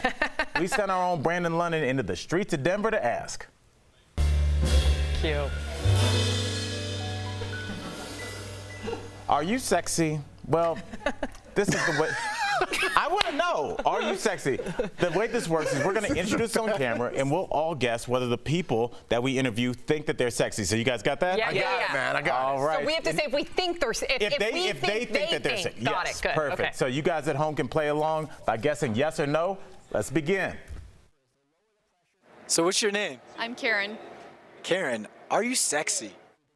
All right, what do you guys think? I hope she says yes. I'm saying yes for everybody. Yes. Yeah, I hope she Yes. says I think so, but she seems very reserved. Timid. I'm just gonna say just because she's humble, she doesn't think she's sexy. Okay. All All right. right. That's my guess. Let's take a look. I don't think so, Why aren't you sexy, Karen? because I'm from Canada. Now, Erica, Sexy Canadian. I married a sexy Canadian. Yes, But she is, Canadians but are she's humble. Modest. She's modest. There we go. So I was right. From Canada. All right. Let's take a look at another one. So what's your name? Dean. Dean. Are you sexy? Oh yeah. 100%. Yep, with the handkerchief. Yeah. Oh, yeah. Yep. He said yes. Yep. Yes. He definitely said yes. That's a As uniform he yes. should. He has like full-on confidence. You can tell. All right. Don't harass him, Sam. Let's find out. Absolutely. Just ask my wife. She'll tell you. You can't wear that neckerchief without feeling sexy. That's right. All right. We got to keep going. I'm loving this. All right. Let's see another one. So what's your name, sir? My name is Julian Joseph Tafoya. Julian, are you sexy? Dude. With a name like that, he's sexy. He's got a ponytail. Yes. You do He's not sexy. think you're sexy Just if you him have a saying ponytail. that name. Yeah, he's There's sexy. something about a man with a great ponytail. Ladies love it. Yep, All right. he's sexy. Let's That find light out. pink polo. Yeah, I think I am. I think I'm pretty much logical for the woman. They love me. Yeah, buddy. For all of Love them. that. That's I right. love it. I'm loving this game. All right, let's see if we can get some more. All right, let's take a look. What's your name? Cal. Are you sexy? I think he's adorable, and I think he's going to say he doesn't think he's sexy because he already feels a little bit nervous to me. Yeah, I think he's going to go the modest route and say no. I'm going, he's going to, watch this, he's going to give a smirk and be like, yep. Oh, I can't wait. I can't All wait. right, let's see. I like to think so. My mother told me as well. What do you Wait, say? no, that was weird. My mom wouldn't call me sexy. Yeah, that was bad. Yeah, I'm sexy. Let's keep it at that. Oh, I love See, it. he's confident. Confident people walking around. This makes me happy. All right, let's get to one more. So what's your name? Michelle? Michelle. Are you sexy? She's going to say yes. She's confident. She went like this with her eyes. I still and it think makes me she'll say feel yes. like I want her to say yes, but I want feel her like to say she's not yes. gonna. I think she's going to go modest because she said her name like a question. I think the question should be, how quickly was Brandon in her DMs? Let's take a look. I don't think so. I don't think so. No. All right, that's it. Michelle, you are, girl. Everybody's sexy. Everybody watching us is sexy. Thanks, guys. We'll be right back. Promotional consideration is brought to you by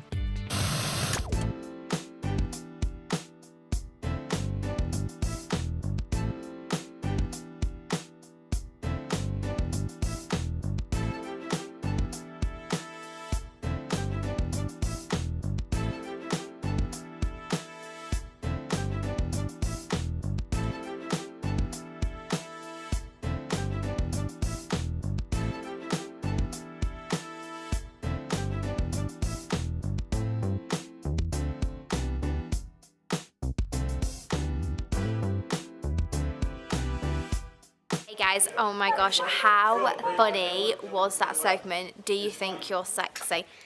Mike, do you think you're sexy? No. Do you think you're sexy? I just don't like saying it even, you know, it just Just the don't idea even of like being saying I'm it. sexy, you know. Kelly, do you think you're sexy? Oh yeah.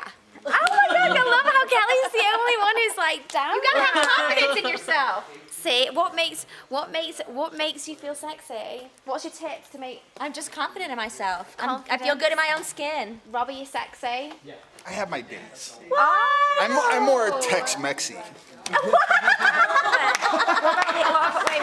Going around the studio now. What about Lena? Lena, do you think you're sexy? Oh, yeah. Ah, this is good. I'm appreciating this. Leo, stand up. Are you sexy? Yeah, I'm sexy. Check out this mustache shirt. He said, check out this mustache shirt. David, do you feel sexy today? Do you feel sexy? I mean, come on. Woo! Yeah! Oh my God. Hey, Chris, ask Chris. Chris, do you feel sexy? Yeah. See? Okay, John. What about you? Do you feel sexy? Not Little sure. bit. You're Little not? bit. Oh, why not? One thing is I need a shave. I need to cut this Fair down. enough. So Okay, I'm wait, looking a little here's the shaggy. official man, Tori. Tori, do you feel sexy? Oh, hell yeah, she does. Perfect. Hell yes! 1,000,000%. My husband just told me I was in the car. Oh! I can't even wink. I have to stop and be like, I love it. Okay, so the main thing I think here, the common theme is, I think. Yeah. Okay. Wait. Come down here. Wait. Let's chat about this. So you just think you feel silly saying Yeah, it? like even saying it out loud, like, I feel sexy, you know, just the Yeah. idea of that, you know? I wonder how many people, when they say it, they really mean it versus they're like joking and like they're pretending they do to be Yeah, fun. it almost feels like a joke, like, haha, I'm sexy, Yeah, you know? I get that. I get that. Sexy the same as sexual. So Rob just said, is sexy the same as sexual?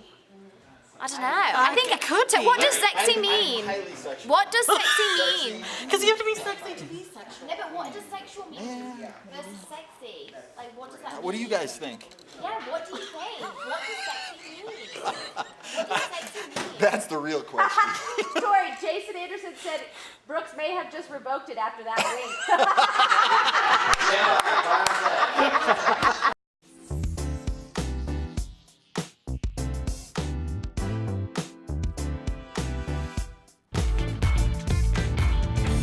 Welcome back to DBL. We love sharing your comments. What do we have, Erica? Yes, Michael Loveland on YouTube says Coast Guard rocks, brave and loyal. And then there's the Rose Garden. Alice Walker says embarrassing is the right word for what happened at the White House. Yeah, what a juxtaposition. You have these men, right, and women that risk their lives for the betterment of our country and for the reputation of our country. And then we see in this little microcosm of a moment, that shatters that. And It's disgraceful. reputation's very important. Yes, it is. So. Yes, it is. It really does affect national security 1,000%. So anyways, we leave you with that. We will see you same time, same place Monday. We hope everybody has a fantastic weekend. Bye, guys. Stay safe.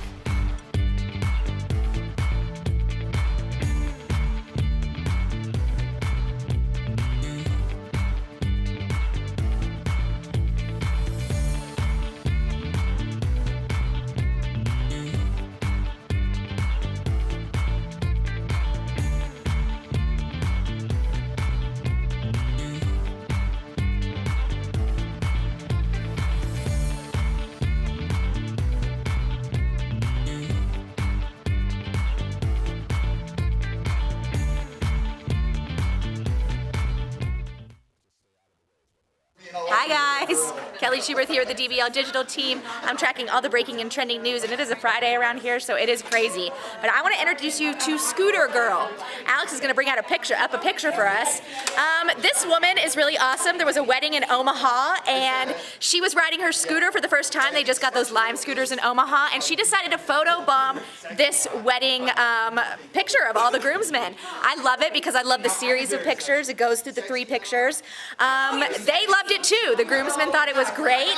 They actually invited her to come back around. She came back around one time, but that was it. Then she disappeared off into the wilderness, they said. There's a lot of loudness happening behind me. I really am feeling a little left out. I want to know what's going on, and I will find out for you, DBL Nation, just in case you're feeling a little left out too. Anyway, I love this woman. I think it's so fun.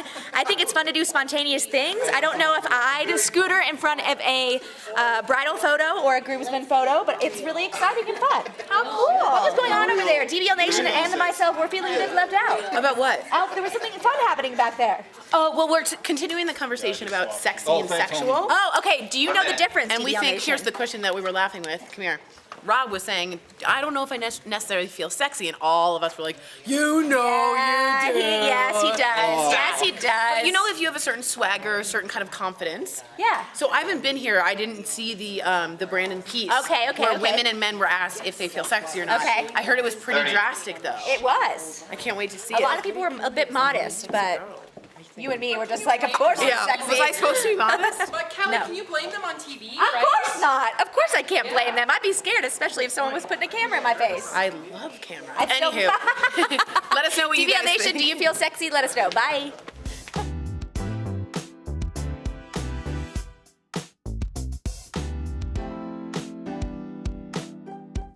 This is Daily Blast Live. We're talking about what you're talking about. Because everyone's talking about this. Always live, always real, always unpredictable. You are totally off base here. Log on and join our live conversation. I can't believe I'm saying this. I do agree with you. DBL starts right now. Welcome to DBL. It is Friday. Yes, July 12th. I'm here with Tori, Jeff, Al, and I'm Sam. Let's get started. Good job. Really? Yeah, you did did it. No. You did good. All right. Thank you. We do begin today with some crazy video that just came in. The U.S. Coast Guard released this video showing them in fast pursuit of a narco submarine in the Pacific. You can hear him shouting at the craft, filled with thousands of pounds of cocaine, by the way, before he jumps aboard. Check this out.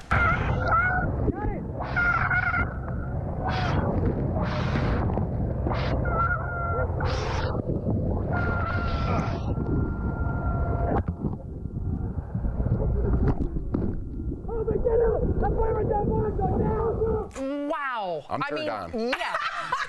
Sorry, that was really funny. I mean, the Coast Guard is That's what I was thinking in my head. not only against the cartel or, these drug raids, but the elements of the ocean is a whole nother beast to worry about. It's really unbelievable. I spent a lot of time watching SEAL training videos to see if I could ever possibly think about it. I do. It's the hardest training and regimen ever to pass. With the first day, it's 85% drop out, right? It's crazy. But one of the things is they have to do land and sea. And just to do both, I don't even know how you do that. May I go back for a second? may. You were thinking about becoming a SEAL. No. I Tori, never can said you do a that. pull-up? She I think they asked you to do one. She You didn't can do a zip pull-up. up her tent in our challenge. Who won building the tent and the fire challenge? Who won the She overall did. challenge? Right in We the did. face. Okay. All right. Anywho. Anyways, that video was amazing. That was Incredible awesome. work. I want that guy to be my neighbor. He's a hero. I want that to be the commercial for the Coast Guard. Yeah. That's a great idea. Don't waste that Fantastic footage. idea. But, I was going to call you Bill. What'd you say? Bill. But with so much confidence, she just called me Bill. Bill. Bill? Absolutely, Bill. What were you thinking? I don't know. I'm tired. Do you know a Bill? My Opa was Bill. Maybe Does that Opa's remind you of visiting. your older Maybe white Opa's grandmother? visiting. Opa. Grandfather. Oh. Grandfather. All right, I'll take Grandpa. Yeah, he was a cool dude. Yeah, sounds like it. Yeah. Okay, let's get to this next story. Do this for Bill.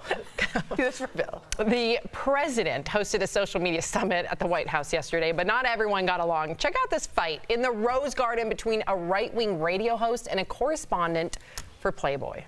You're a journalist, right? That's right. Hey, come on over here. here and talk to me, brother. We can go outside and have a long conversation.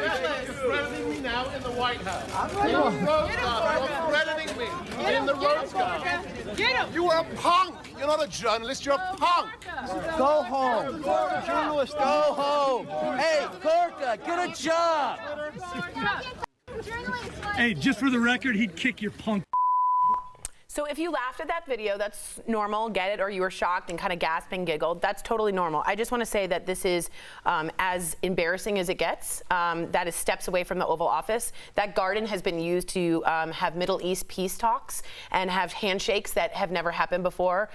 You don't yell. It looked like a terrible Jerry Springer episode, I'm being honest, and an awful reality show. And when you start tweeting those things constantly, I'm not just saying Trump, I'm saying anybody who's a troll on either side, you think you can do it in real life, and it's not true, and it's embarrassing, and it will make us less safe as a nation. That's just the juxtaposition of the last video, right? You have brave men and women who risk their lives every single day for our country, for our reputation, and when you see incidents like this, it is a threat to national security. Absolutely. And it is a slap in the face to the brave men and women like we just saw in that video, risking their lives for our national security.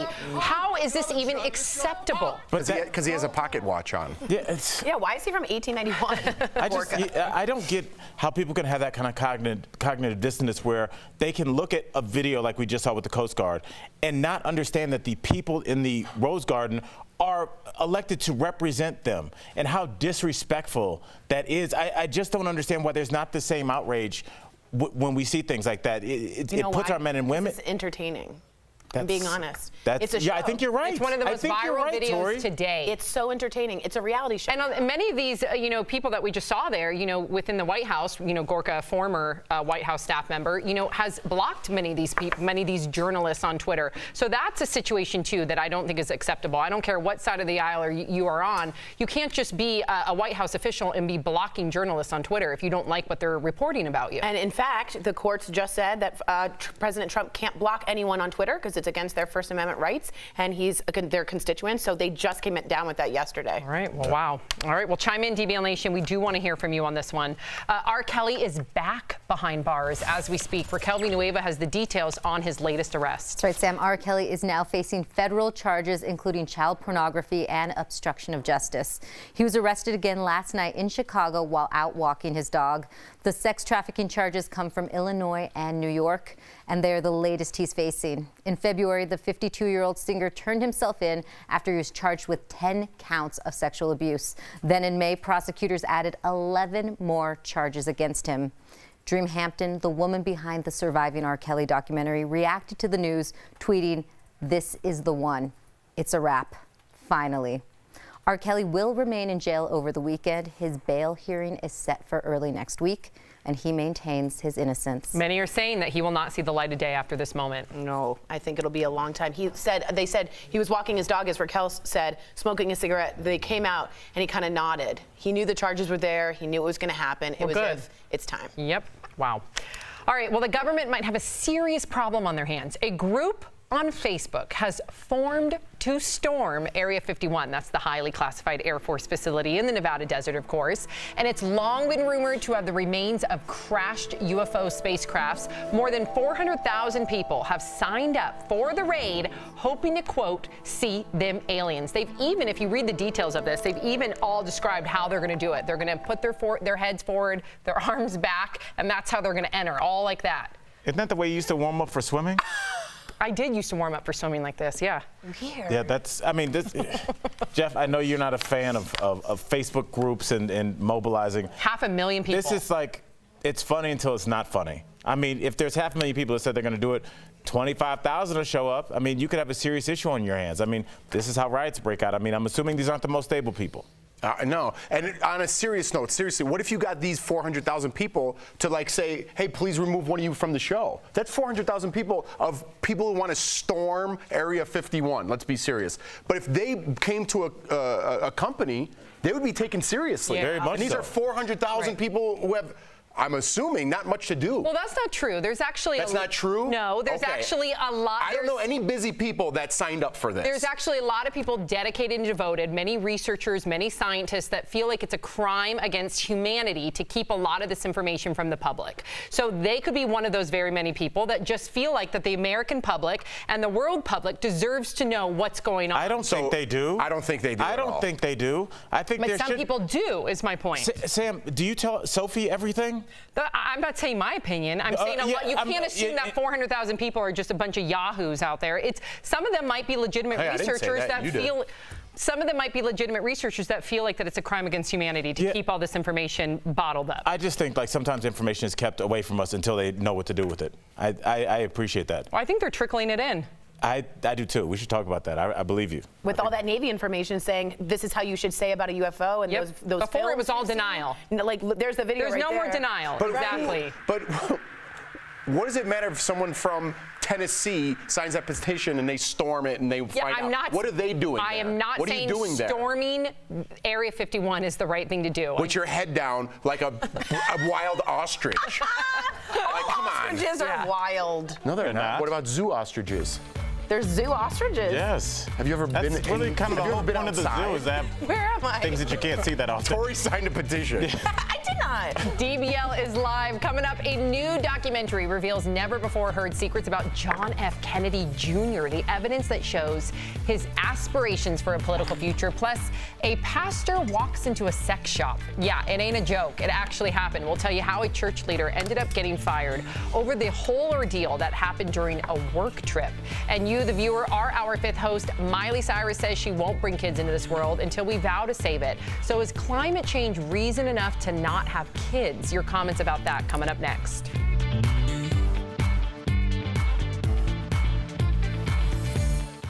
Hi there, DBL Nation. It is Friday. We are having a good time over here at Daily Blast Live. We've got a great show coming up for you, but right now I think we're going to go to the desk and chat with Tori and all the other hosts. Let's go see what's going on. Hey, Tor. Like, is she like What's putting her happening? foot down? So people are like, we better fix this so Miley Cyrus has a baby and we can all be blessed by it. Some of her fans might feel that way. So I just was taking. Some Well, I'm of not her going to say fans this might during the be- next fifth host. I'm Is just being. that hardcore? Maybe. What you think? Miley's like, I will not bless this planet with a child until we fix things No. around here. I don't I think love she's that. Miley. I think what she's saying is like, I think what a lot of people feel. Yeah. It's much more normal than I think. You guys can really get a behind the scenes look because I'd never say, like, we talk about things that I'd never say on air. Yeah, that's true. But for some reason, I'm like, no one's going to see that. Yeah, I know. It's so many. You said you go, oh, I'm certainly not going to say this. I'm like, but he's saying it I now. know. I don't know why I feel like we're safe here. We're Yeah, safe. we're fine. It's got a different kind of trust circle. It does. Right? You're in the feel trust like circle. the cameras are turned off for some True. reason and that we're just chatting. Maybe it's But because it's it's every Travis show, is so chill. like even when I was just over at Home and Family, it's like everyone like does a story and then afterwards it's just like you're in fifth grade. What do you mean? What do you mean? What do I mean? Well, that's We'll Debbie. talk I over here. love Yeah, but it's Debbie. just like so I used to work funny. with Debbie at Dr. Drew. You like little She'd things come that make on. you giggle and But stuff. it also depends on who you're around. And Debbie is a goofball. Yeah, I know. But we do the Debbie's same the thing best. here, you know? So I'm like, when we're like goofing around, but no matter what, even He looks like CBS, he's undercover. we Wait, be no, put the serious and then, sunglasses like, we Put just. your sunglasses on. Doesn't this guy look like a bad undercover agent? I'm not trying hard enough. I know so much about you because every time I walk by, your face is up there with all your information. Yeah, me too. How come do we all have that? You're supposed to put it in. I know. How do I say it every day. How do we get one? He lost. So you're allowed to put it in. Is it the whole building or just you? Yours is Can up there someone every send it to time me? I walk It's by. true. I see. Oh, I never got it.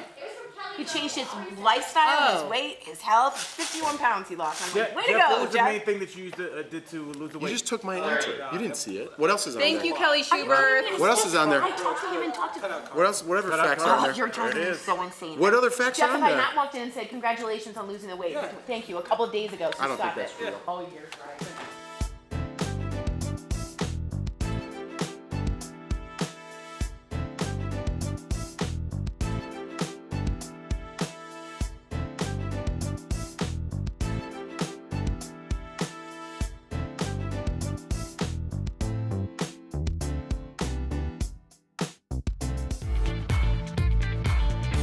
Welcome back to DBL. It is time for Fifth Host when we talk about what you're talking about. You can add Miley Cyrus to the growing number of millennials who will not have kids because of climate change. She's waiting to become a mom until the issue is properly addressed. But people who disagree with her say it's the future generation that will come up with a solution. So DBL Nation, is climate change enough of a threat to choose to not have children? All right, Sam, let's get right to it. XOOX from YouTube says, I don't want to have kids due to gun violence. The reality of you being shot while watching a movie or going to school scares the hell out of me. First of all, XO, I mean, I think we're all scared, but look, life is scary, bro. Sorry. People walk across crosswalks, get hit. People hanging out on the beach get hit with tsunami. Life is weird, it's random, and it's not fair. But it doesn't mean that we don't keep procreating and trying to get better. Becky from Facebook says it's not really about climate change. It's an excuse for self-centered millennials who do not want to take on the responsibility of having a family with kids. Well, Becky, with the good hair, you're looking at someone who is a millennial who is often, probably nightly, discusses climate change and discusses not having children because of it. And I'll just give you 2 reasons. You don't have to believe in climate change. It's real and it's going to happen whether you believe it or not. They say we have about 11 years, right, to go out about 1 more degree Celsius. And to do something about it. To do something about it, or else it's irreversible. So when we say that, we have that amount of time, and I'm worried that I'm leaving my child with worse hurricanes, worse tornadoes, and terrible droughts and wildfires, right? But the other thing is having children contributes to climate change. So overpopulation is a real issue. New Orleans is underwater, part of it, with Hurricane Barry. So I don't think it's a introspective thing. It's actually really selfless. You're a millennial? Yeah, 1982. She's the oldest millennial. Oh, hey, it's like she's the Kareem Abdul-Jabbar of millennials. Why'd you just say that? Jennifer from Facebook says, a woman has the right to opt out of having children for whatever reason she chooses. It's no one else's business. Yeah. Jennifer, I'm with you. You know, my children, I hope, are going to make a difference in this world. I'm going to teach them to do so, and I want to have children to do that. If you don't think your children are going to do that, you probably shouldn't have children. Boom. Right. Fair enough. That's cool. Good talk. Thanks for writing in. Coming up on DBL, a wild courtroom brawl caught on camera, why emotions were running so high, plus a surprising portrait of John F. Kennedy Jr. 20 years after he died in a plane crash, the new documentary that reveals his hopes to get into politics. Are you one of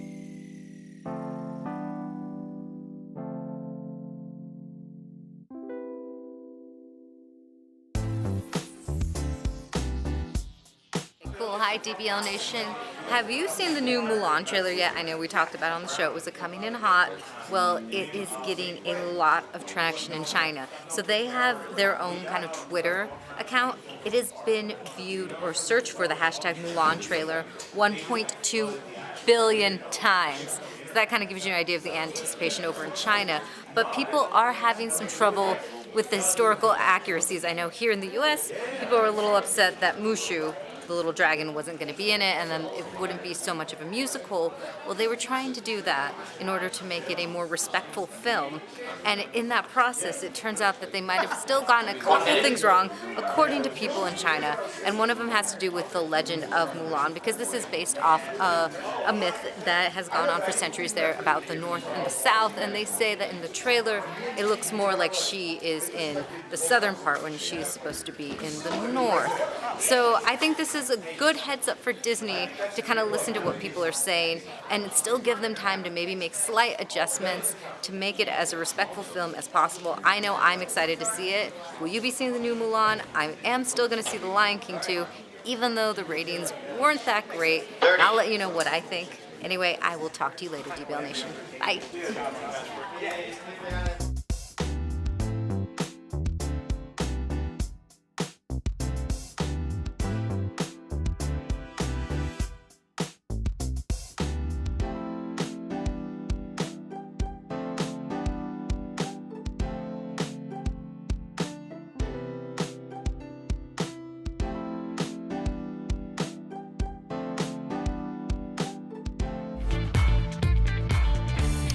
Welcome back to DBL. It was July 16th, 1999, when JFK Jr. took his new wife, Carolyn Bessette, and her sister on a plane ride only to never return. The plane crash was another tragic chapter for the Kennedy family, a promising future now reduced to wondering what it could have been.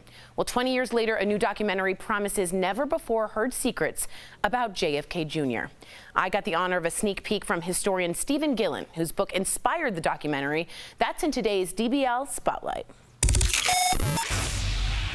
Stephen, welcome to Daily Blast Live. Let's jump right in because there is a lot to talk about. How did you know JFK Jr.? How close were you? And can you share something about John that a lot of people don't know?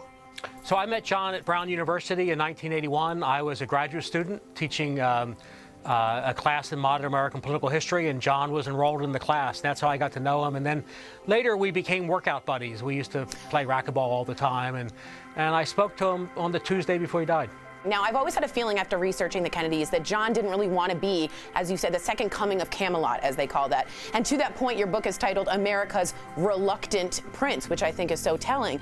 Tell me exactly why he didn't want to be JFK Jr. and even his name. Jackie said, I regret naming him John F. Kennedy Jr. Throughout his life, he kept politics at a distance. Yes. He wasn't going to run into politics because people expected him to. He always said, I want to do what people don't expect me to do. But what happened in those final years of his life, I think John was realizing that politics was in his DNA. And he wanted to run for office. And one of the things I remember I think it was maybe the year before he died, he had spent the day with underprivileged kids on a skating ring in Harlem. And I had dinner with him that night, and he was talking about how they were all grabbing onto him and holding onto him. And he said, you know, what they need is hope. Yes. They need to know that tomorrow will be better than today. Yes. And he said, I can give them that hope. Yes. That's when I realized that he had made that turn. He was no longer the reluctant prince. He was a prince looking for his opportunity to run for office. Wow, that's so interesting. I never knew that turn was there before he passed. Speaking of John, I have to ask, he's a playboy. He was in our minds a lot of the time. He dated some really good-looking girls. And he had, you know, George Magazine, in terms of pop culture, was kind of a fun, sort of flirtatious magazine, if you will. Talk to me about the Me Too movement. How would John be today? John was not his father. Right. And John, one of the points John made all the time is that he could never cheat on Carolyn. That's right. Because he didn't want to do to her and humiliate her the way his father humiliated his mother. That's right. So John did have lots of relationships, but he was fairly monogamous in those relationships. Right. He was, I mean, it's a testament today, not a single one of his girlfriends has ever spoken out and said anything bad about John. That's very true. There is a famous image of Trump and JFK Jr. at a Knicks game in '99. Just from knowing him, from having dinner with him, what would John think of Trump today as president? I think if he looked at our politics today, he'd say two things. First thing he'd say is, see, I told you there was a mixture between politics and popular culture. Yes, you're absolutely right. George Magazine was ahead of its time. You're absolutely right. But then he would be, I think, disappointed. He would be disappointed in the state of our politics. That's nothing to do with Donald Trump in particular, but just the general state of our politics, which civility is not a term you would use to describe our politics today. Where do you think John would be in your head? Governor, senator, mayor, running for president? Where do you think his goal was? Well, I can only tell you what I think his ambitions were. And if he had worked through these issues in the last year of his life, I think he would have run for governor of New York in 2001. And I have no doubt that he planned to run for president at some point. Wow. Obviously, you know, fate intervened, and we'll never know. But he said to a friend one time, he was watching an inauguration, maybe it was the Bush inauguration or Clinton, and he looked at the screen, they showed the White House, and he turned to a friend and he said, I plan to go home someday. Wow. Man, too soon. That's the only thing I can think, too soon. Yeah. Stephen, thank you so much for your time. We look forward to watching the special JFK Jr., the final year airing on A&E. What an amazing insight into an amazing man. Thanks so much. Thank you. Coming up on DBL, a female pastor is busted after a quick little trip to a sex shop. But is there more to this story? And the best beach hacks to make your time as enjoyable as possible. We're back in just a couple of minutes. Promotional consideration is brought to you by What's up, Beauty Blasters? It's your boy, Jeray for the Slay, and today I'm giving you guys some of my behind-the-scenes makeup tips. Now, it's Friday, so I want to make sure that we're feeling good and that we're looking fine, but sometimes those pesky brow hairs get in the way. You know what I'm talking about. Maybe you haven't trimmed your brows up, you haven't seen your good old brow girl in a while, whatever it may be, and you don't have any brow gel laying around the house either. What are we gonna do? Oh my goodness, I don't know, girl. Don't worry though, because I got the answer right here. So all you're gonna need is a little spoolie. You can typically find these guys at like on the bottom of your eyebrow brush if you have one from Anastasia Beverly Hills or Tarte, whatever it may be. Cute, cute, cute. Now, what you also need is a little bit of hairspray. Now this is a big guy. You don't need a big guy like this. You can get a little bit of hairspray. Whatever you have laying around the house will do just fine. All you need to do for those untamed brows is spray a little bit on your spoolie there, or mascara wand, whatever you want to call it. Now don't use the mascara wand in your mascara, because we're gonna have a whole nother issue, honey. Just use a clean spoolie or something on the end of an eyebrow pencil. After you spray that guy, it's like hairspray for your brows. Who would have thought? Now this isn't gonna give you too much pigment, but if you have crazy untamed brows, or if your husband has crazy untamed brows, this is a great way to smooth out those little pesky brow hairs without getting too crazy or throwing a lot of makeup on. Once again, all you need to do is a quick and go ahead and lay it straight on the brow and brush them up in a uniform fashion. You can also do this with a little beard hair or even taming a little bit of a mustache. So let me know your guys' thoughts and let me know what other tips and secrets you guys want to know from my makeup stash. Until next time, have a great day.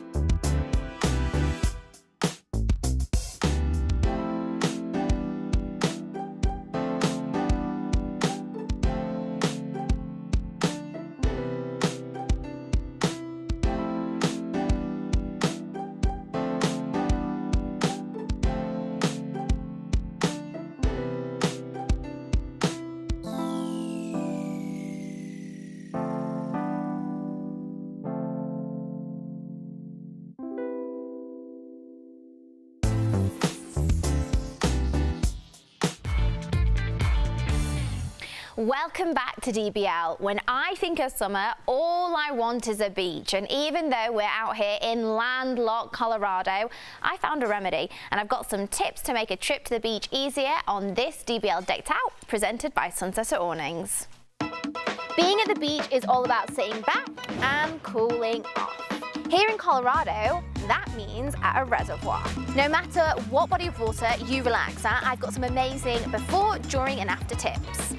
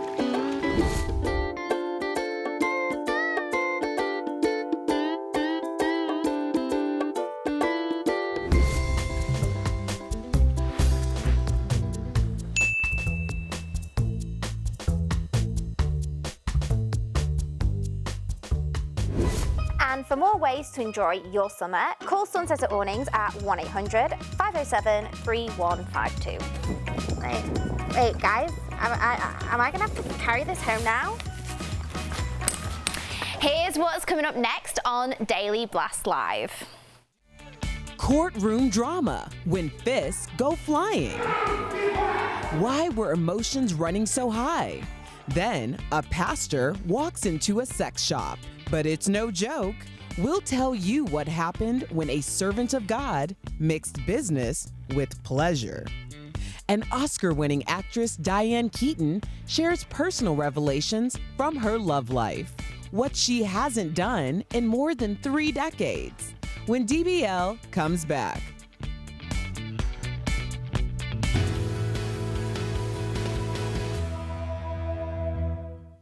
Hi there, DBL Nation. Kelly Schubert here with the DBL Digital Team. I'm tracking all the breaking and trending news. It's Friday around here, so we're having a great day. I want to ask you if you remember about a trending story we talked about earlier on the show a couple weeks back. Jenelle Evans, she's from Teen Mom, the MTV show. She said that her husband shot and killed their family dog after the dog had bit the daughter. So this has been an investigation that's been going on for quite some time now, at least 2 months, I would say. Her children actually got taken away out of custody from her and her husband because of the situation, because she said that he shot their dog. Turns out it was all a publicity stunt. The police just released their finalized investigation, and they said that they determined that this was all for a publicity stunt and none of this ever really happened. She had said she heard a gunshot but never actually saw it. Turns out this is all a publicity stunt, but here's the question everyone has now. Where is the dog? Is the dog still alive? Does someone have the dog? Did the dog go to a shelter? That's really the concern for me here in this situation, and it's also concerning that this is happening in our day and age. It's 2019 and someone's lying about something so horrific for social media and for publicity. Ugh, it grosses me out. That does not make me happy. I want to know what you think, DBL Nation. Let me know your DBL take on this story, but again, it was all for publicity. The dog never really was shot, but now the question, where is the dog? Anyways, guys, I'll keep you updated if I learn anything new. Bye.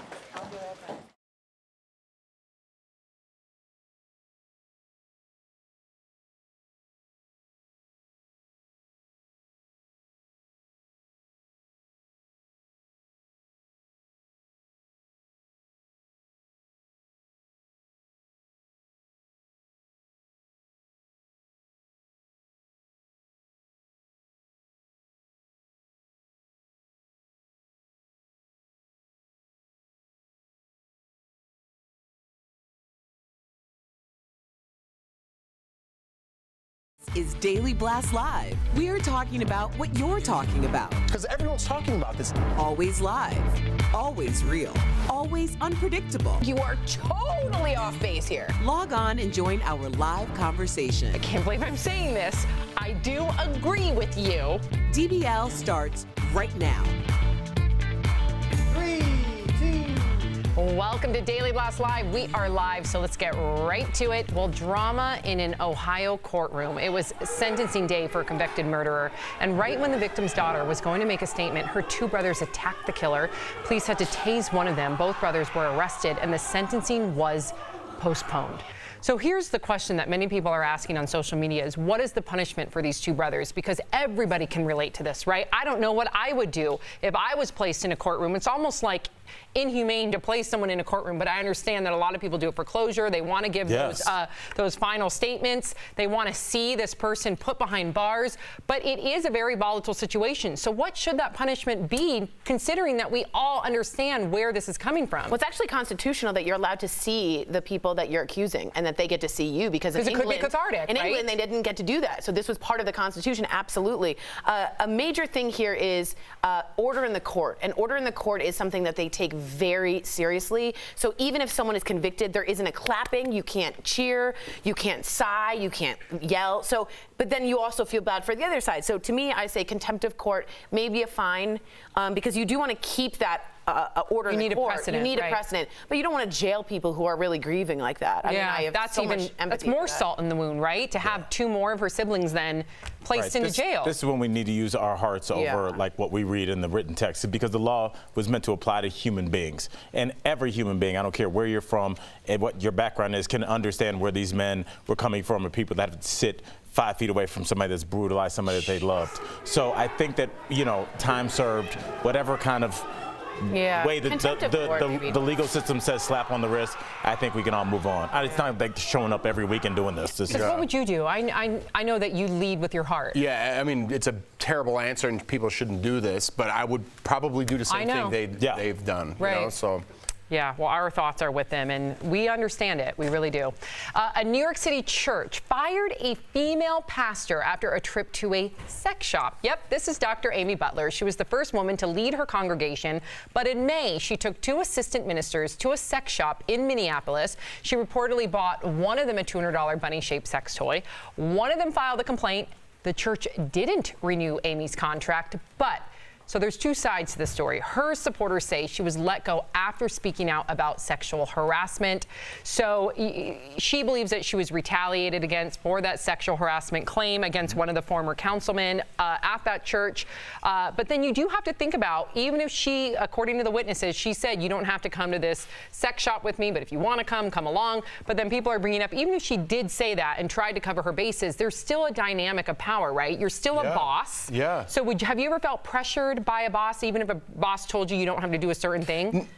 Maybe, not to a point where I'm uncomfortable, I would say. You know what I mean? I'm pretty good at reading people. I'm pretty good at reading a room. I know where I could go with certain people. I know where I can't go with certain people. But it's more so than ever. Maybe because I have kids or a secure job. It's like, it's always in the back of my mind. Should I go to this place? Do I really trust that person? Maybe I better just stay home. You know, so it's like, it's always a battle with myself on who I can trust. When I'm back with my friends, like in Chicago or LA, it's like, I mean, everything's out. Nothing. I'm not scared to be who I am. But then sometimes, like around work, I'm a goofy guy and I have to reserve myself a little bit because I'm scared. I'm scared if I say something, it could be my job. It could be. And the thing is, you know, I kind of looked outside of myself for this because, you know, obviously I'm a comic, so, you know, things like this don't bother me at all. But our beloved director and cameraman Brian, who sits in our meetings, he's, as far as I know, a very religious guy, and he lives by a code. And I think about people like him.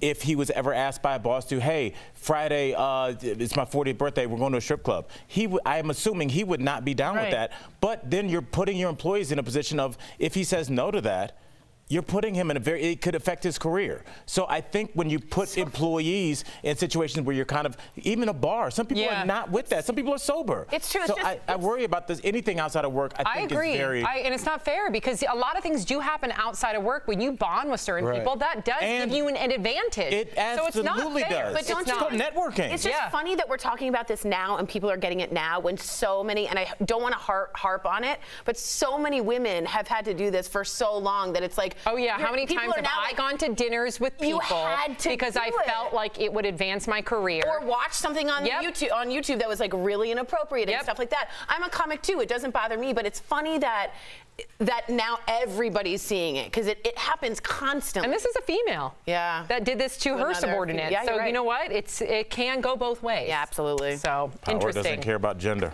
No. All right. I didn't read it out of a fortune cookie. I just said it. I didn't know it was going to end the show. It seemed like a thing to just be silent about. That was a Tory moment. It was. When there's an absence of sound, that's a Tory moment. I like to create a vacuum. I live for those moments. U.S. soccer star Allie Long has been celebrating her World Cup win all week, of course, but now she's not. Thieves broke into her Los Angeles hotel room and stole her $15,000 wedding ring and $4,000 in cash. They also took an honorary key to New York City, which Mayor Bill de Blasio just gave her. Allie says she left her Ritz-Carlton door unlocked for about an hour to go down the hall. Police say this could be an inside job since the hotel has such great security. Okay, so I'm not going to say who and I'm not going to say where, but This should be a great story. Yeah. But somewhere in the universe, at some time, a family friend, a good family friend, was staying in a very expensive hotel overseas and put her stuff in the safe. Came back, got her safe, she went home. She went to go get her diamonds cleaned, and they called and said, these aren't diamonds. And if you look, there were little prongs that the guy, there was a whole they say they come with a whole list, a pad of different diamonds, fake diamonds at different sizes. Switch them out. And they switch them. But how they get into her safe? It's usually people, at that point it was employees. And it was I mean, you have to But think. you make up the password. Yes, but think about this. What if you forgot your password? Was it just staying there forever? They're like, okay, we've got a dummy password. Right. You're right. You're not the only person who uses that safe. Like, yeah, some guy 8 years ago has locked his stuff in there, so we just leave the safe. No, they can open the safe whenever they want. But what hotel door doesn't lock? You can keep it open with that thing. Sometimes I put the bar. What is that in there? That bar? Yeah, sometimes I put that in there. My husband gets so mad. For 'Cause my what? husband's very cautious. By yourself, you put that in My there? husband's still in the room. My husband's like, thanks, to take my dog to go potty. Because sometimes we stay at hotels that are dog friendly, and I'll quickly go take the dog potty, and I'll come back up. My husband's like, thanks for not shutting and locking the door. Sometimes I guess I'm a little bit too lenient, and I need to be better. Especially at good hotels. Do you guys want I need a to quick be better. Al random story? I've stayed in thousands of hotels. One time I slammed, I guess the door just slammed behind me, and the thing that you lock when you're in the inside closed, but there was no one in there. So like just seeing the hotel has this weird like kind of stick thing that they can stick between the door to get it open. When was this? That's in the scary. 80s? Yeah, No, it's like They don't 5 have a years key ago. card or something? Yeah, No, that because doesn't make do you know the latch thing, the thing that looks like closed. It looks like a clothespin that you close when you're inside. Oh, it folds yeah, in there. it folded closed, but there was no one where you can just open it an inch. Yeah, right. Interesting. Oh, and they had something to get it off. They have a special thing just for that. Weird. Yeah. Good story. That kind of scares me. What if someone abuses that? Well, that's what we're talking about. I know. We got to get in a room and then get past that. It's like Still, you got a card, you got that hook, You got you're the in. safe. Yep. Coming up on DBL. No hotel sponsors for this show. So what's your name, sir? My name. Our own Brandon London hits the streets and asks So what's strangers. A very personal. What shot is this? Weird. Yeah. My name is Julian Joseph Tafoya. Jillian, are you sexy? Well, that took guts, Brandon. Don't miss the hilarious responses. But first, all your weird news from a marijuana cake mix-up to a very interesting traffic stop. We got it all coming up next.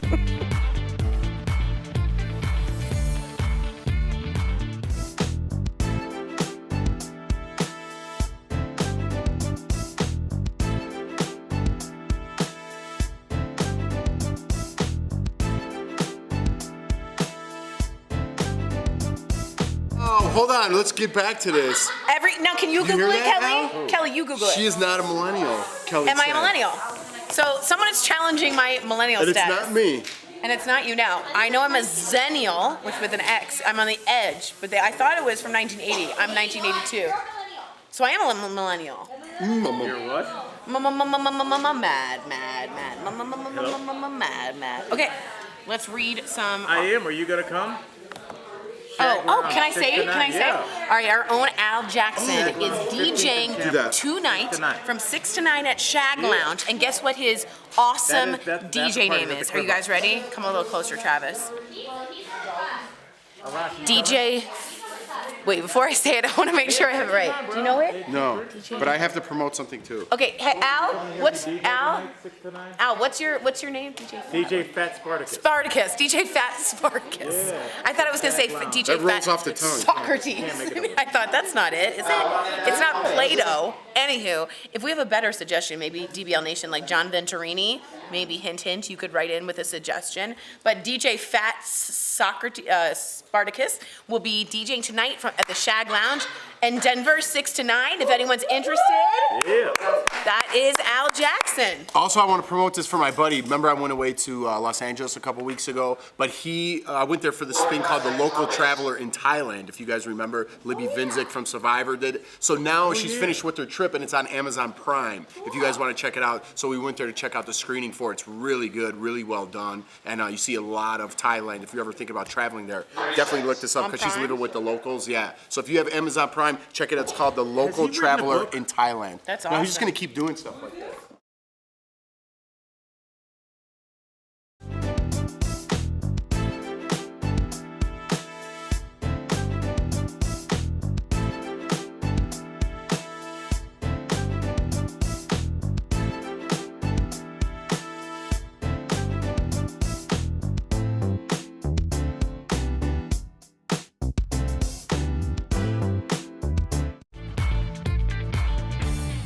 Welcome back to DBL. It is Friday, so that means we're going to have some fun checking out the strangest craziest and most bizarre headlines trending right now. It is time for Weird News. Oh, yeah. Is there no sound? I know. No, so Sam just did it herself. Very Yes. odd. Tape that. Wow, cut it, put it on my reel. By now, you've probably seen the viral marijuana cake mix-up. A mother ordered a Moana-themed cake for her daughter's birthday, but got this instead, a marijuana cake. And just for reference, this is Moana. Of course, she's a Disney princess. Luckily, the young woman whose birthday it was thought the whole thing was hilarious, but not for the cake maker. The Dairy Queen cake maker lost her job.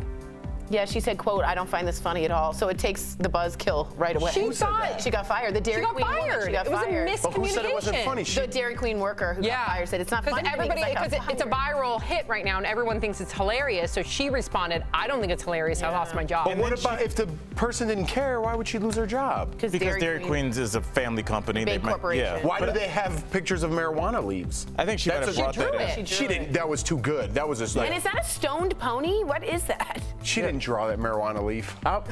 I think that this might be a good thing. She might be opening up a door to a new career. Yeah. Like maybe this is her thing. This you know? could be She's been held back. You know what? Start your own cake shop. Yes. Stoned ponies. Stoned. That's so good, buddy. My little Stony. There we That's go. Kelly Schubert. That was Kelly Schubert. Great. I love Travis. That was Travis. Good one, You got to Travis. think of one, buddy. Yeah, Rob's got to think of it. Rob, think of one. Buckle up for this next story. 2 suspects were pulled over near Oklahoma City while driving a stolen vehicle. But here's where it gets interesting. For starters, police found in the car a handgun, an open bottle of whiskey, a pet rattlesnake. But wait, it gets weirder. Tori, you're the only one that doesn't know this yet. What else do you think the police found? Don't look. What else do you think they found in there? Like a trove of dolls. Okay. It's weirder than that. It's weirder than a trove of dolls? One more. Insert danger. Oh, like a bomb, like a ticking bomb? Okay, it was a canister of radioactive powdered uranium next to the rattlesnake. No word yet on what plans the couple had for the uranium. What? How It's did like they a get superhero uranium? movie. How did they get uranium? For like a Superman skit? Like, that's weird. Isn't that what they needed in Back to the Future? Yeah, 88 Yeah. miles per hour. Gigawatts. Yeah. What are they trying to do here? With the snake and the whiskey. Maybe go back in time. Maybe go back in time. Yeah. Okay. Do you guys know these people were probably on drugs and you're trying to break down like accurately what they were thinking? Uranium, though? Where'd they get it? Highly protected. That's what Iran's making. Maybe they got a buddy that works at a factory. You don't have a buddy. That falls out the back of a truck. There's no uranium factory. Yes, there is. No. Where? They have to make it somewhere. What do you think? It's like Breaking Bad? They're not making it in trailers. There's no uranium factory. No. There's no uranium factory. No. So then where do they make it? In chemical labs, but they're not called uranium factory. Well, they don't put it on the outside of it. I'm sure it says Teddy Bear Factory, but I'm sure it's something going on in That's there. exit uranium factory. All right, if you're sick of stories about people licking items at stores, only to put it back where it was, I'm sorry to report it's happened again. This time, a teen licking a tongue depressor put it back. The worst part, this was filmed by her mother. The mother of that teen has since been arrested and charged with a felony after the video surfaced. This was at a doctor's office. Well, she is up to serve up to, if she's guilty, 30 years. Okay, that's excessive. This is clearly wrong. Right, but remember, if that girl has a disease that she doesn't know about, she just spread it to 100 people. You're right. Kill someone. Or kill someone. What if she? Let's take. You're right. I took this seriously. You know, and it should be taken seriously because what if there was like a pill of like Kaufman or something? She opened it, coughed in it, and put the lid back on it. Yeah, that's what I mean, she you're did. dealing in a place. Yeah, it's the same. You just said the same thing she did. What if she took a cotton ball and put it in her mouth and then put it back? What if she took an earwax, put that in, and put it back? Yeah. You don't take earwax. I know, I messed it up. You had me on the ropes and you blew it. And you already did one. Yeah. It was like the ending. Sam was. I was waiting to put mine in. That's okay. So sorry. You took it way too far. That was and unforgivably it got rude. gross. I apologize. It's okay. That's because you It's dress like a okay. leopard doesn't mean you have to attack all the time. I'm sorry. Good one. Coming up on DBL, we ask random people an age-old question. What's your name? My name is Amrit Paul. Are you sexy? Yeah. Don't miss the hilarious and unexpected answers when DBL comes back. Dirty.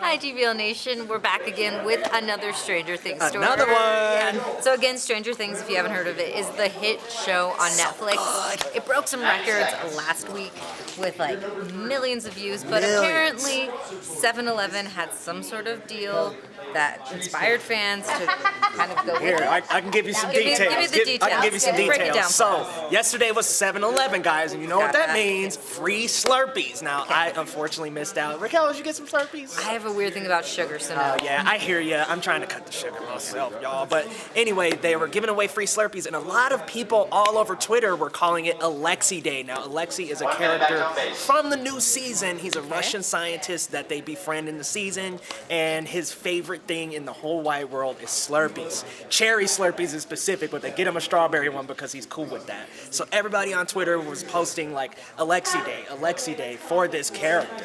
So is this kind of like a Back to the Future thing where like a bunch of kids are just randomly friends with like an older scientist? Well, it wasn't quite the kids, so it was Chief Hopper, who, you know, Okay. from the first season is the main adult character. So it was him and Joyce Byers befriending this new character. Yeah, so it was good. Great third season. And did you guys get a Slurpee? Let us know. Yep, I have to catch up on my season, so I'll see you next time. See you next break.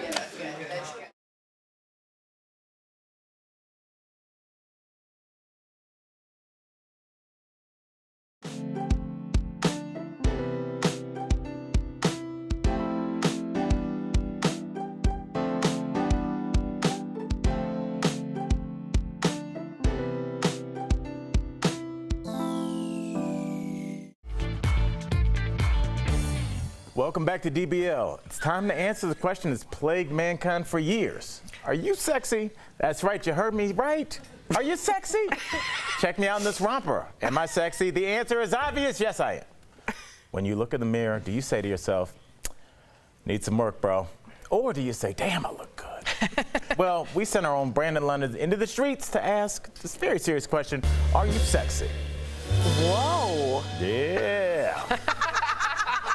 Oh This is the ways this is going to work. We will introduce a person, and then we will guess whether that person thinks that they're sexy. You can play along at home by guessing yes or no. Guys, you ready? Yeah. Let's begin. Oh. So, what's your name? Tiffany. Tiffany.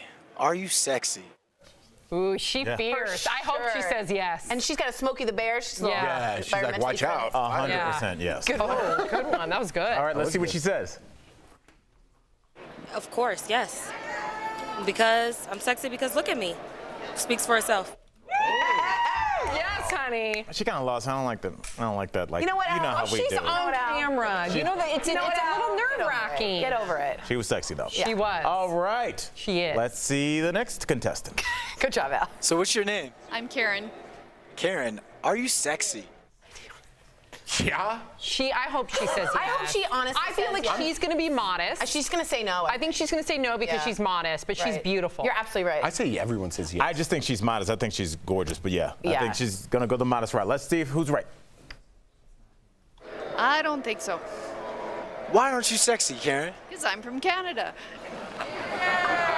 You can't be sexy. You're that's obvious. modest. You're modest. Cute. Canadians are more reserved, more modest. That's true. Yep. All right. She looked great. Well, let's check out and see if this next person thinks they're sexy. So, what's your name, sir? My name is Julian Joseph Tafoya. Julian. Are you sexy? Definitely. Yes. With a name like that, he's sexy. You cannot have a ponytail and not think Yeah. you're sexy. Yep. I agree. I He's agree. rocking the Yep. salmon polo. He thinks Yep. he's sexy. Oh, he's All right. sexy. Julian, we got a uniformed yes, so let's see. Yeah, I think I am. I think I'm pretty magical for the woman. There, they love me. Yeah. Cute confidence. All right, yes. Love it. All right, let's see who's up next. What? I'm interested. What's your name? Cal. Are you sexy? I think he's going to say no, only because I feel he's pretty buttoned up from just what I've seen. Literally, he's buttoned up. Yeah, and he's got like a strap Bible against the salesman. strap. I actually think he has inner confidence that he's going to surprise You're going us. to surprise. Okay. It's going to I'm be. going, yeah, he's going to be like smirk. And be Yep. like, yep. Yep. I'm saying no, but he's doing the fakes and like, I think he's no, and that's I where think he gets girls. there's some inner. So I'm saying no. inner Let's see confidence. who's right. I think Let's- it's me. I like to think so. My mother told me as well. Wait, no, that was weird. My mom wouldn't call me sexy. Yeah, that was bad. Yeah, I'm sexy. Let's keep it at that. Oh, I love him. I love him. He's a friendly guy. That was a roller coaster of emotion. Yeah, I All like right, it. let's see who's up. Who's sexy? So what's your name, sir? My name is Lorenzo.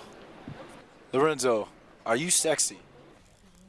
I hope he says yes. He's wearing a tank top. Yes, because I'm scared. It's kind of like the ponytail thing. You got a neck tattoo. Yeah. And he's got a You're sexy. tank on. I think he said, yeah. He's got glasses he cared about getting. You know, they're That's- thoughtful glasses. No, they're not. Think about Tori, it. don't defend that. That was No, I know. horrible. No, because he went to a specialty store. That isn't just a How do you know it's a specialty It's store? one of You those get glasses rimless CVS. ones. Okay, let's just find out. I'm sexy as ever. And he caught himself. He almost said something else. Yeah. All right, I like I this. love So many it. confident people. Let's see if we can get to another one. So what's your name? Michelle? Michelle, are you sexy? She's got such a good She's smile. beautiful, but I think she wants to be modest. I don't think Right. she's going to say yes. She started by not going like this when we started. I just It's uncomfortable. Yeah. Would you say yes if somebody... 100%. You would say yes? Hell yeah. On TV? 100%. That's amazing. I envy you for that. I think I'd be embarrassed. How could you, I don't Sam want to be Shocker? embarrassed, but I think I would be embarrassed. Would you be embarrassed? No, I'd be a little more modest, I feel like. That's what I mean. Yeah. Is modesty in the place of honesty? Right. I don't You feel know. But you feel like you have the whole world looking at All right, you. well, let's find out about this young lady. Let's see if she think- I don't think so. I don't think so. No. See, I think she's confident. I just think she wants to be modest. All right. I like that. Yeah, I that's do right. too. Modest, but- In fact, we just got a message in because we are live. Mason Harrison on YouTube just wrote in, beautiful is in the eye of the beholder. Amen. Way to go out. Let's go out like that, Sam. We'll be right back. Okay. Promotional consideration is brought to you by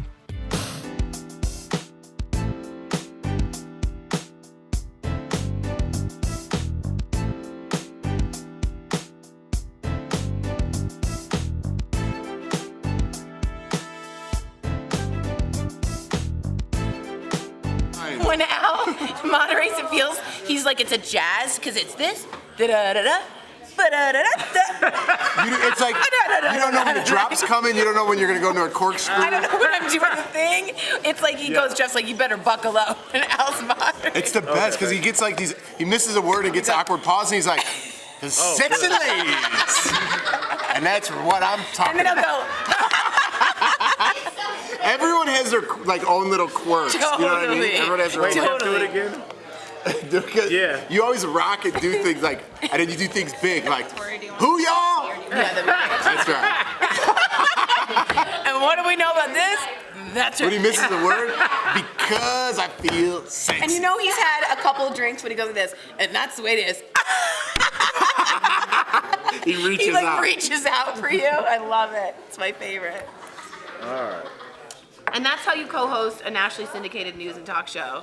Hashtag Jackson for the win. There we go. There you go. Boom. JJ Smalls just wrote us in. Cool name. You guys are awesome.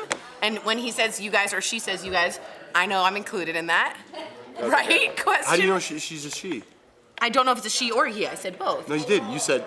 I said he or she. JJ Smalls. Like, oh, he's I saying. think you said you or she. I said he or she. I can't say one thing. Isn't that what breaks are for? To bust Tori's chops? Kind of. What is wrong with people? The reason that this is continuing is because no consequences have happened. Our knowledge to the first young lady who did this locked these people up immediately. That is about the licking, unfortunately. I think they need to prosecute both of them, the mother and the daughter. Well, just like make an example. They need to make an example, Even yeah. if they don't, I don't want to see anybody thrown in jail over this, but this, because, I mean, Why? It's dangerous. Because you'll ruin somebody's life, Tori. Throwing somebody in She jail. could kill somebody. I know it's a stupid prank, but your mom is Give her filming that? 5,000 hours of community service, something. Yeah. What are we gonna? What are we And gonna the do mom with this, too. You know? And the mom too. And why hasn't she yeah, been charged? definitely. That's weird. The mom has been. But why isn't she the one who licked? Because she's probably underage. A minor? Yeah, and she's probably under the influence of her mom, right? Yeah. Your mom's telling you to do something. That's what's terrible. Oh, Ellis Walker says just wait till the next hour the wheels really fall off the bus. Oh, it's Friday too. It's gonna be good, guys. Don't expect too much. Like, actually, don't expect anything. Do something else. Put us on the background. Doesn't Coco look like Friday? It's Yeah. like very relaxing. She looks like a suntan bottle. You know what I mean? You look like a whole suntan lotion bottle. Yeah. She looks like a whole suntan lotion? Like, yeah. Bottle. Oh. Is it because of my margarita shirt And you're that was cool. in the junior section at Target? Ew. It looks nice and soft. Is it soft? Yeah. Yeah. Did you tie it or was it tied?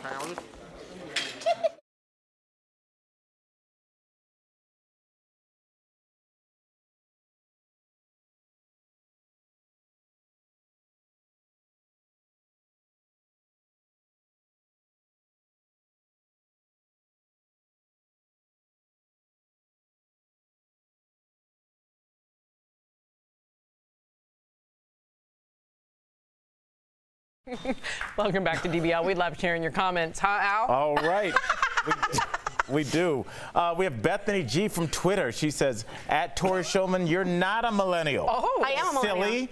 I am. 1982 falls under Gen X technically. I'm also a 1982 baby. Well, according to Pew Research Center, the millennials were born 1981 to 1996. All right. Are you choking on your chips you're eating? Yeah, Maybe wait the 30 seconds and then go home for the rest of the weekend? Okay. We'll see you on Monday. Everybody have a great weekend. I'm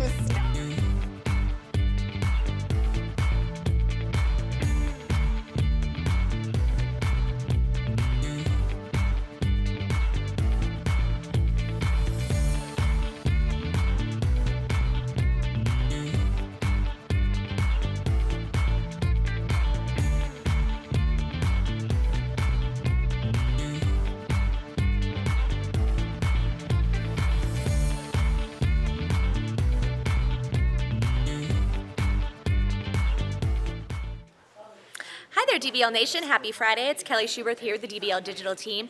I'm tracking all the breaking and trending news, and I've got a trending story for you right now. Lil Wayne actually had quite the night last night. He's playing a tour with Blink-182. I saw that tour was happening. I snatched up tickets. Travis did too. We're all going. Very exciting, but I'm a little disappointed. Do you know why? Well, a lot of people apparently waited for Lil Wayne because there was a weather delay. And there was lots of rain, lots of lightning, whatever. When he finally gets out on stage, he only plays 5 songs, and then he says he's not used to a crowd as small as this crowd was. So a lot of people were late because of the rain, etc. So once they arrive, Lil Wayne isn't even playing anymore. He's done. So he also said he may not even be doing the tour anymore. Travis, what do you think about that? Are you going for Lil Wayne? Me too. I mean, I'm going for both. I'm excited to see Blink-182 too, but if Lil Wayne is going to drop out of the tour, I am dropping off my tickets. It's important to note there's still a lot of big dates on this tour, big places they're going. Austin, Texas, Chicago, Detroit, here in Denver, San Francisco, Los Angeles, San Diego, Phoenix. I mean, the possibilities are endless. The tour just started. So I want to know what you think. Do you think he was being a little bit of a baby? Maybe he was just having a bad day, but not a way to start the tour out. So DBL Nation, let us know what you think and if you're going to go to this concert. Bye.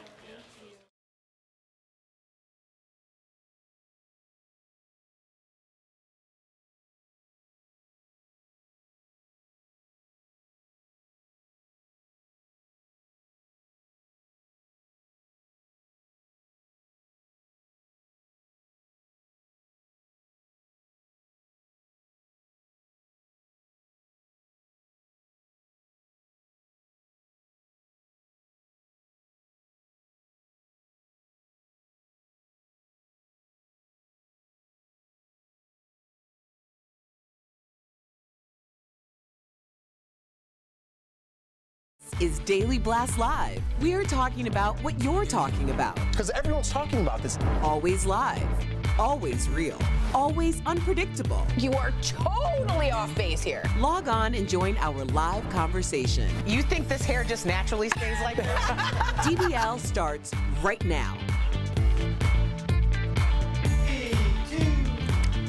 Welcome to Daily Blast Live. Erica Cobb, what day is today? It's Friday! Yeah, it is. July 12th. I'm here with Erica, Tori, Al, and I'm Jeff. Off to a great start, Tori. Silence. So much silence. All right, we begin with that, and we also begin with some crazy video just in. The U.S. Coast Guard released this video showing them in fast pursuit of a narco submarine in the Pacific. You could hear him shouting, obviously, right here at the craft, filled with thousands of pounds of cocaine before, look what he does. He jumps aboard. Watch.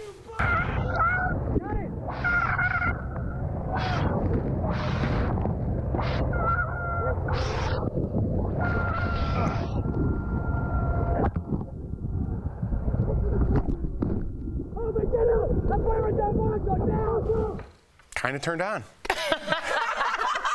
That guy's really good timing. boss. sauce. That was really good timing. That was the bang, That's how you bang, do it. bang. Was thanks. We've been doing the show for 2.5 years. Take some tips. Cool, thanks. Cool. What was it? How many stand-ups comedy have you done? How many have you done? A million. When was who did the last one? You did. All right. Anyway, this guy, who should we give credit for? His bang, bang, bang was very, very intimidating and very, very sexy. Well, my thoughts immediately went to the guys in the sub. Like, somebody must be like, I think somebody's out there. You know, somebody's like knocking on the, and I'm like, I would act like I'm down home. I'll be like, hey, no. Why would you open that? I think that is a really great question because you're thinking, okay, you're in a submarine, so no one's going to be like, oh, you didn't hear me knock? Right. So there has to be, clearly there's more context to the story because they couldn't, go back. That's what I was wondering. Why don't they just dive down? Either way, I mean, would you jump on top of that thing? No. No way. I wouldn't even be out there. Yeah, I gotta be out there. I mean, somebody's got to be out there. That's Good on amazing. that guy. That's amazing. I want that guy living next door. Oh, I'm just hearing from the booth that it's not an actual submarine, so it can go right underneath the surface, but it can't dive far down narco subs. That's interesting. All right, guys. The president hosted a social media summit at the White House yesterday. Tori, you got this one. But not everyone got along. Check out this fight in the Rose Garden between a right-wing radio host and a correspondent for Playboy. You're a journalist, right? That's right. Hey, come on over here and talk to me, brother. We can go outside and have a long conversation. You're threatening me now in the White House. In the Rose Garden. You're threatening me in the Rose Garden. Get him. You are a punk. You're not a journalist. You're a punk. Go home. Journalist, go home. Hey, Gorka, get a job. Hey, just for the record, he'd kick your punk. So embarrassing. Yeah. So a lot of people, you'll probably laugh or get shocked by this, but it's really, really embarrassing. And just, the Rose Garden is a place in which presidents give major moments. I mean, we've seen Arafat shake hands with the Middle East peace treaty that we had with Clinton was in the Rose Garden. We've had major announcements. We've had Gold Star families been spoken to, Sandy Hook, things like that. So for someone to look like a reality star steps away from the Oval Office shows that we are definitely not as safe. We look silly. We look embarrassing. And we also look like the Russians have done what they wanted to do. They wanted to create chaos. Take a look at the White House. I mean, well, it also looks like that guy had a couple drinks before he got to the Rose Erica? Garden. I was waiting for somebody to say that. He looks like he smells of booze. I'm just going to be really honest about it. He looks disheveled, and it's a disgrace in the background. To go to the White House is a privilege regardless. And to show up looking like that, like, what is that? It's atrocious. Yeah, you're exactly right. I mean, this is a bigger thing. It's like with us, with human beings, we have to have things that mean something. We have to have things that have some kind of honor and integrity. Take your shoes off when you walk into grandma's house. Things like that. It's still a floor, it's just a table, but that's your grandmother. That means something. That's about your family. You have to stand for something.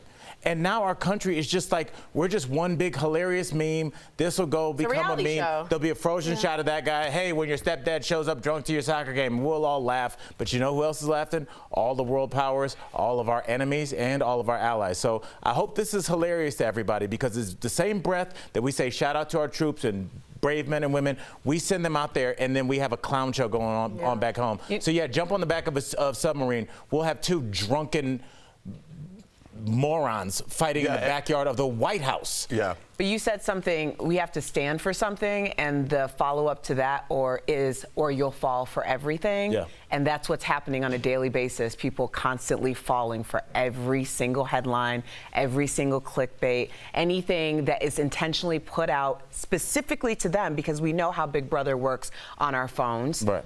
And then they fall for it. So that's where we are. We got to do better. And when people say they're tired of it, I'm like, then it's working. Don't allow that to con you into thinking you shouldn't be an educated citizen. Exactly. All right, guys. R. Kelly is back behind bars right now. Raquel Villanueva has the details. Raquel. Well, Jeff, R. Kelly is now facing federal charges, including child pornography and obstruction of justice. He was arrested again last night in Chicago while out walking his dog. The sex trafficking charges come from Illinois and New York, and they're the latest he's facing. In February, the 52-year-old singer turned himself in after he was charged with 10 counts of sexual abuse. Then in May, prosecutors added 11 more charges against him. Dream Hampton, the woman behind the surviving R. Kelly documentary, reacted to the news, tweeting, "This is the one. It's a wrap. Finally." R. Kelly will remain in jail over the weekend. His bail hearing is set for early next week. and he maintains his innocence. Thanks, Raquel. I agree with Dream Hampton. I was in a building with someone who ended up being a murderer, and they couldn't get him, so they were trying to like come up with all of these other things in order to arrest him. And so it was like one arrest 2 months ago, another arrest, but then the feds started coming faster and faster, and like now I think it's a wrap. Yeah, they said he was walking his dog, as Raquel said, and the cops all came at him, and they said he kind of just like nodded as if he knew. He knew the charges were in the works, and it almost was like resigned to like this. Like is a the movie end. almost. This is the end. Yeah. This is the end. I think it might be. Yeah. I think it might be. All right, guys, the government might have a serious problem on their hands. This one's very serious, guys. A group of Facebook has formed to storm Area 51. Obviously, I'm joking here. I'm not joking about this, the whole buildup. That's the highly classified Air Force facility in the Nevada desert. It's long been rumored to have the remains of crashed UFO spacecraft. More than 800,000 people, this number keeps climbing now, have signed up for the raid, hoping to, quote, see them aliens. This was 400,000 when we started today. Now it's 800,000. Almost a million people. A million people. This is what petitions where I think it's like, outrageous, because when you get a petition to get someone removed from a job or a petition to do anything, if you gave this to your boss with a petition with 800,000 people, they're going to have to look at it seriously. These are 800,000 people wanting to storm But they're not Area petitioning, 51. they're just gathering. That's the even scarier No, part. I mean, 10 of them are going to go. I don't know about that. Come on. I don't know about that either, I don't know Jeff. about that. I just want to know who these 800,000 people are that have gotten to the end of everything they needed to do in this world, and they're going to go and storm looking for them aliens. And I know that we have to go, and I have to cough, so I don't know how I'm going to get this off.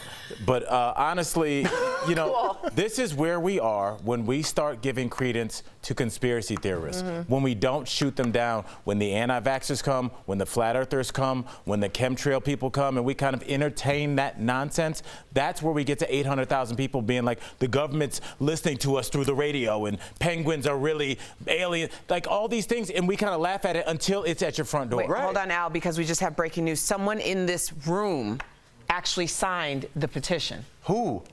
I guess we'll find out. Ooh, coming soon. All right, I'm very curious who did that. Michael Better, it's you. No.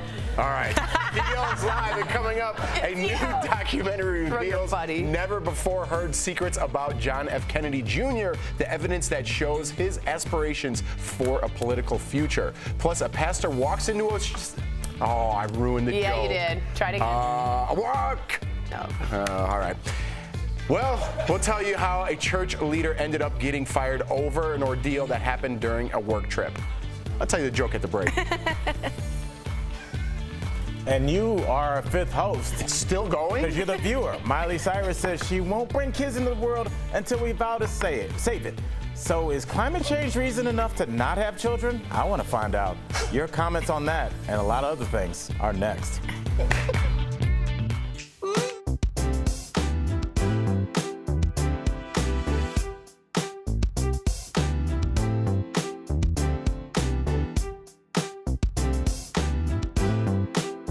Anybody, anything in that block.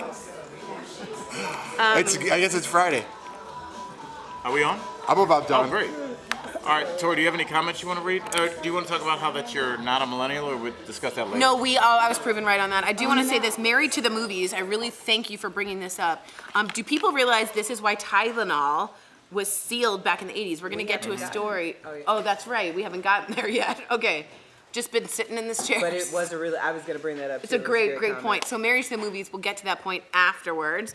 Anyone have any Friday plans, weekend plans? I am DJing. Good way to support the You're DJing tonight. I'm DJing tonight. That's right, DJ Fat Spartacus That's at right. 6 to 9 at the Shag Lounge. The Shag Lounge, 15th and Champa. Swing by after work. Be a good time. You guys seem excited. Oh, yes. This is my life. No one says anything. I can't do this week. Yeah. Maybe next weekend I'll do it. I think I'm in town. Are you going? Yeah, What do you say like that for? because I really want to go and see him. We'll see Monday if she goes. I hate this. She'll come. Thank you. Because She'll come? she's so tired of Getting ragged on? Yeah, she wants to get the flake. What if she doesn't come? What if she seriously has like an excuse now? That's that she the can't thing. make It's it. that now it's just It's like, the cry wolf. Then Yeah. it's like, uh-oh. Like, I'm burning up inside. I'm so angry. I'm going to be there. That's what makes you burn up. Amateur Ditching your co-host you promised to go to that burns you up? No, because there's more to that, and I can't talk. It's annoying. It's not annoying when we all say we're going out and you don't come.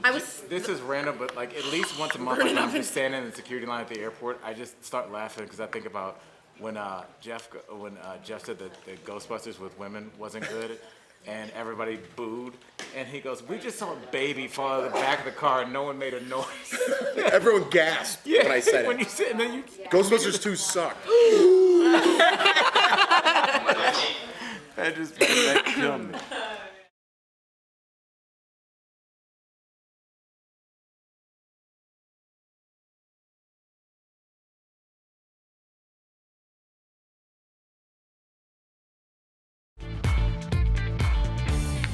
Welcome back to DBL. It's time for Fifth Host, and we talk about what you're talking about. You could add Miley Cyrus to the growing number of millennials like Tori who won't have kids because of climate change. We're thinking about it. I'm just going millennials, not the kids thing. Okay. It's a joke from an earlier show. She's waiting to become a mom until the issue is properly addressed, but people disagree with her, say it's the future generation that will come up with this solution. So DBL Nation, is climate change enough of a threat to choose to not have children? All right, let's get to your comments. XOOX from YouTube says, I don't want to have kids due to gun violence. The reality of you being shot while watching a movie or going to a school scares the hell out of me. Well, I certainly appreciate that. I mean, it scares the hell out of all of us. But I do think that we should apply logic over fear. And when it comes to climate change, there are three schools of thoughts. There are scientists who believe that there's climate change and there's something we can do about it. There's scientists who believe that there's climate change and there's nothing that can be done unless it's a global effort. And then there's the politicians and the environmentalists and the entertainers who we generally hear from. So I'm gonna want to rule with science and say we can still procreate. Let's just get on with it. All right. Becky from Facebook says, it's not really about climate change. It's an excuse for self-centered millennials, Tori, who do not want to take on the responsibility of having a family with kids. Becky, I'll just say this. Anybody that doesn't feel like they're ready to have a family shouldn't. But, you know, you're breaking the DBL rule, no name calling. Just because somebody doesn't want to have kids doesn't mean they're good. They're not good people. They're just making an adult decision. I like that smile at the end. We're going to do the next one? No. Want a quick button? No more. When they say 10 seconds, that's usually not enough time to read a question, answer, and then have Jeff take us. We just ruined the time that I had. Go ahead, Jeff. We're done. Wow, that was a little bossy. When I do it to her, it's mansplaining. When she does it to me, it's a party. Coming up on DBL, a wild courtroom brawl caught on camera when emotions were running so high. Plus, a surprising portrait of John F. Kennedy Jr. 20 years after he died in a plane crash. The new documentary that reveals his hope to get into politics.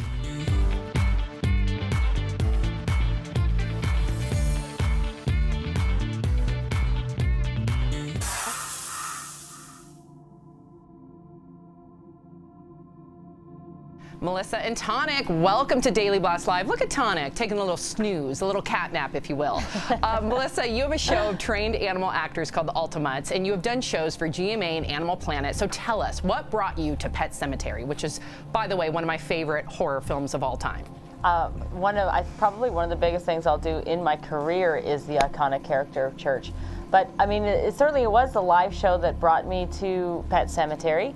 I have the dogs that can handstand, skateboard, jump rope, but I also have a cat that can sit pretty on my head. And the animal coordinator of 30 years searched me out because of this cat. Now, the directors had a very specific look in mind for the cat, which was the look of the book on the cover of the Stephen King novel. Right. And because of my training experience, we were able to say, let us know what look you would like to have, and we'll pull those cats out of shelters and train them in 2 months. That's incredible. The fact that you're pulling them out of shelters. I, in fact, have rescued 4 shelter cats. So, yeah, I am a cat lady. You have a wonderful reputation as a trainer, which I really appreciate. So how do you ensure the ethical treatment of animals on set? And thank you for saying so, because positive reinforcement training techniques is something that I am known for. I have done 7 years at the shelter with our Humane Society, and one of the things that I said as I was moving on set is I'm going to have very big demands. I want the cats to have their own trailers. Yes. I want them to live in the trailer cage-free with a human as a cat that happens to have a job. I want them to have daily leash walks. I want them to have a cat wheel, a cat patio, air conditioning. So I had huge demands and nobody had any problems with it. So it was great working with Paramount because they met all of those demands. All of that, plus we're saving lives. You know, one of the cats to play church was left behind in an apartment for a month. Welcome back to DBL. It was July 16th, 1999, when JFK Jr. took his new wife, Carolyn Bessette, and her sister on a plane ride only to never return. The plane crash was another tragic chapter for the Kennedy family, a promising future now reduced to wondering what it could have been. Well, 20 years later, a new documentary promises never-before-heard secrets about JFK Jr. I got the honor of a sneak peek from historian Stephen Gillen, whose book inspired the documentary. That's in today's DBL Spotlight. Stephen, welcome to Daily Blast Live. Let's jump right in because there is a lot to talk about. How did you know JFK Jr.? How close were you? And can you share something about John that a lot of people don't know?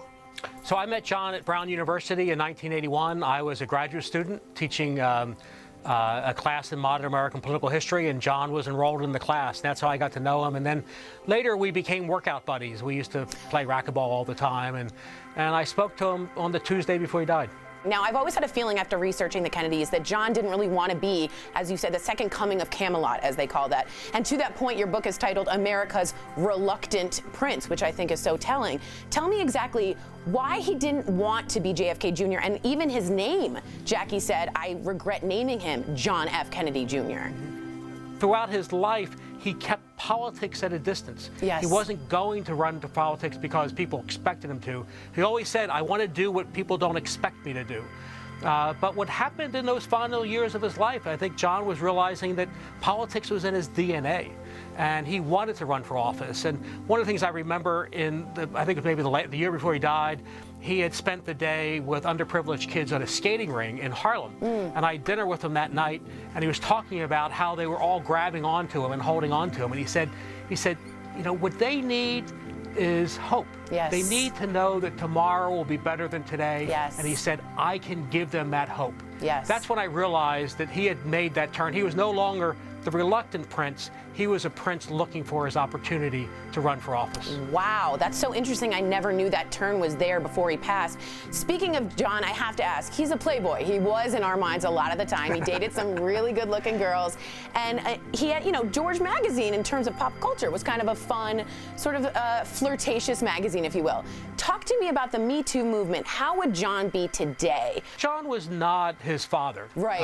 And John, one of the points John made all the time is that he could never cheat on Carolyn because he didn't want to do to her, humiliate her the way his father humiliated his mother. That's right. So John did have lots of relationships, but he was fairly monogamous in those relationships. Right. He was, I mean, it's a testament today, not a single one of his girlfriends has ever spoken out and said anything bad about John. That's very true. There is a famous image of Trump and JFK Jr. at a Knicks game in '99. Just from knowing him, from having dinner with him, what would John think of Trump today as president?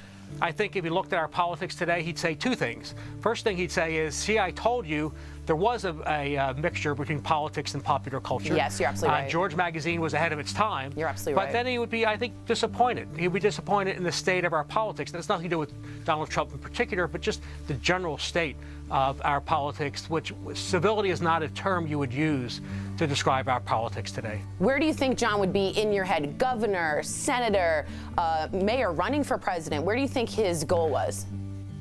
Well, I can only tell you what I think his ambitions were. And if he had worked through these issues in the last year of his life, I think he would have run for governor of New York in 2001. And I have no doubt that he planned to run for president at some point. Wow. Obviously, you know, fate intervened and we'll never know. But he said to a friend one time, he was watching an inauguration, maybe it was the Bush inauguration or Clinton, and he looked at the screen, they showed the White House, and he turned to a friend and he said, I plan to go home someday. Wow. Man. Too soon. That's the only thing I can think. Too soon. Yeah. Stephen, thank you so much for your time. We look forward to watching the special JFK Jr., the final year airing on A&E. What an amazing insight into an amazing man. Thanks so much. Thank you. Coming up on DBL, a female pastor is busted after a quick little trip to a sex shop. But is there more to this story?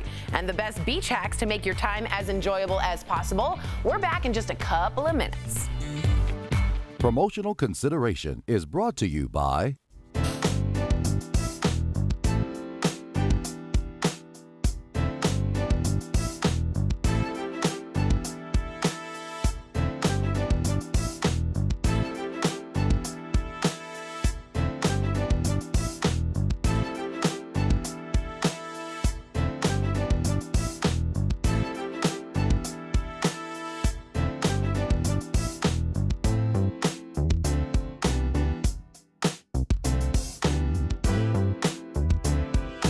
everybody. Happy Friday. I think we're all kind of getting into that gear. Everybody's ready. Do you guys have any plans? I think I'm gonna have some fun tonight and then do absolutely nothing this weekend. I want to hear from my people that are still down with the adults that don't do anything on the weekends. I talk to my friends, and I appreciate, I respect how packed your weekend is. You went hiking, you got all your laundry done, you had made dinner for your in-laws, and you still went to the gym Saturday. So that's cool. Look, I'm all about sweats. It should be sweats, and the shirt is optional. You know, you're just at your house. You need at least a day to decompress. We all work hard during the weekend. We just need a little me time, and there's nothing wrong with it. I always talk to my friends that I know work hard, and they're like, I just laid on the couch all day Saturday. That's fine. Take your Apple Watch off so it won't track how lazy you were that day, and you can lie to yourself. That's the way I do it. If you walk and pick up some food and walk back, there are your steps for the day. Am I sure about that? Is that a fact? Probably not, but who's gonna check me? So yeah, I do think what I am doing is Sunday, what I love to do, it kind of gets me in the mindset for the week is I meal prep. I know that's super boring, but I do love to cook. I got myself a nice knife, Erica. I threw some money down, I got a nice knife, nice heavy knife. So I'm just cutting everything, like slicing garlic really thin. How did you decide on your knife? I old school. I'm old, 42. I still do word of mouth. I talk to people. I just talk, and I'm like, you know, I talked to. Remember Jeff and I did that barbecue segment out in Boulder, and this guy also owned a butcher shop, great place.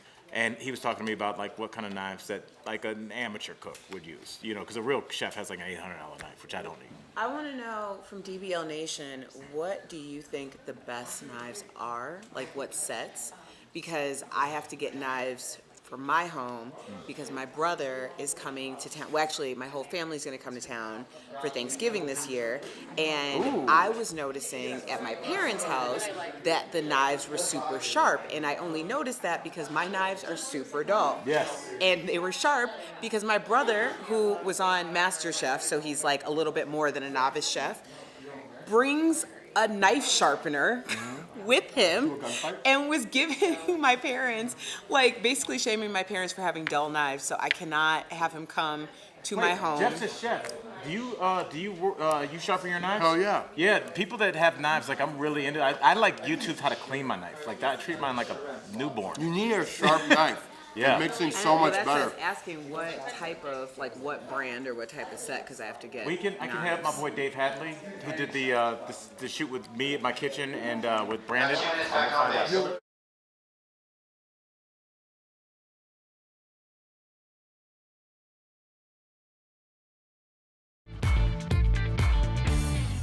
Welcome back to DBL. When I think of summer, all I want is a beach. And even though we're out here in landlocked Colorado, I found a remedy. And I've got some tips to make a trip to the beach easier on this DBL Decked Out, presented by Sunset Awnings.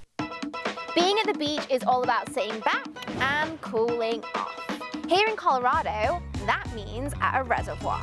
No matter what body of water you relax at, I've got some amazing before, during, and after tips.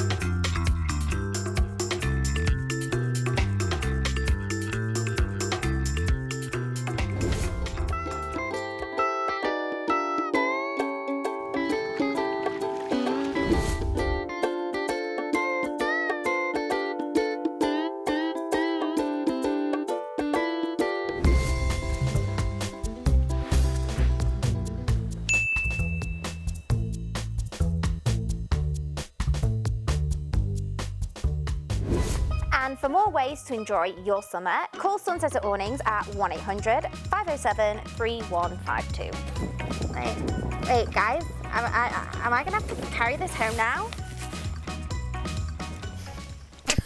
She blew away. Are we sure that Steph made it back from the beach? I haven't seen anybody helping her. Are you there? She's not here. Uh-oh. But I like the aloe vera ice cube one. What are you eating, a granola bar on air? Jeez, Louise. Oh my God. Some classy stuff up here. Yeah. If you're leaving us right now, you can still watch us live on Facebook and YouTube. Here's what's coming up next. Courtroom drama when fists go flying. Why were emotions running so high? Then a pastor walks into a sex shop, but it's no joke. We'll tell you what happened when a servant of God mixed business with pleasure. And Oscar-winning actress Diane Keaton shares personal revelations from her love life, what she hasn't done in more than 3 decades. When DBL comes back.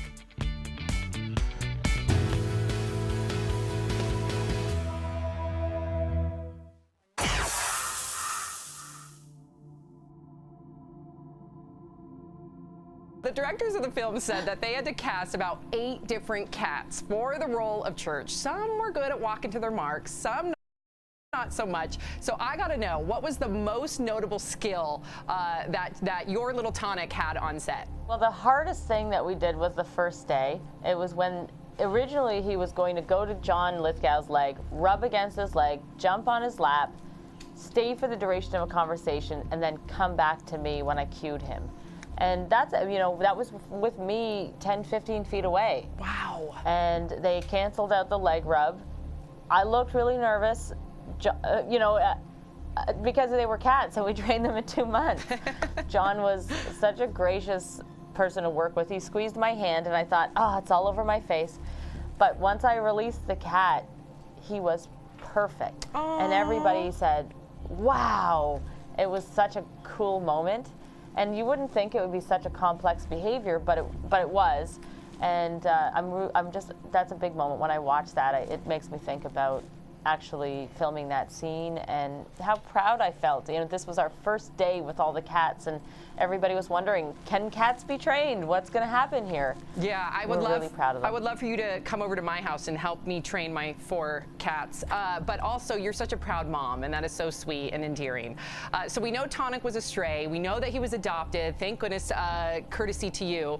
And he was trained for the film. You said upwards of 2 months. So how did he actually book the part? Was it because he looked like the cat on the cover, or was there something else where the director was like, he's hired? Actually, they hired my partner, Kirk Jarrett, and myself first. And they said, here's a photo of the cats that we want. So we were to adopt the cats and train the cats. Wow. This is Daily Blast Live. We're talking about what you're talking about. Because everyone's talking about this. Always live, always real, always unpredictable. You are totally off base here. Log on and join our live conversation. You think this hair just naturally stays like this? DBL starts right now. 3, 2. Welcome to Daily Blast Live. We're live. Let's get into it, everybody. Drama in an Ohio courtroom. It was sentencing day for a convicted murderer, and right when the victim's daughter was going to make her statement, her 2 brothers attacked the killer. Police had to tase one of the brothers and were arrested, and the sentencing obviously was postponed. But honestly, I'm going to be honest here. I don't condone this in any way, I should say, but if that was me, I don't know that I would not do the exact same thing. I don't know. I don't know many people that can control the rage that you must feel from that. Especially during a victim impact statement, because when you're giving a victim impact statement, that's your last chance, but it's also kind of your first chance to articulate what has happened to you and how this has affected your life. So the tensions are running very high, and it's really against human nature to bring civility and empathy to a situation that's so barbaric and without any empathy at all. Can you tell our audience what a victim impact statement is? And I'm sure that you've read one, correct? Yeah, I've done a victim impact statement in court. So if you're a victim, you have a chance to confront your attacker and say what they did and how it affected your life. And it's basically like everything that you wanted to say to them, and they have to sit there and listen. It comes all the way from England. It's so interesting, this whole idea in the Constitution that you get to face your accuser and you get to see the person who attacked you, because in England, they'd throw you in the Tower of London and never let you see a court case. So the idea of court and letting us see our accuser was like part of the fabric of what would you say to somebody that says the way to avoid this is not letting the family in the courtroom? I'd say that's not a democratic way that we practice. And the idea of order in the court, again, is a very honorable thing, and that's why it's taken very seriously. If you shout, if you clap, if you yell when you hear guilty or non-guilty, it's contempt of court. So do I think they'll get contempt of court? Yes. Do I hope there's some compassion for how angry they were? Yes. But at the retrial, at the resentencings, I should say, there won't be allowed in there, right? I can't imagine that they would be allowed in there, but yeah, or there'd be heavier security at that point. But yeah.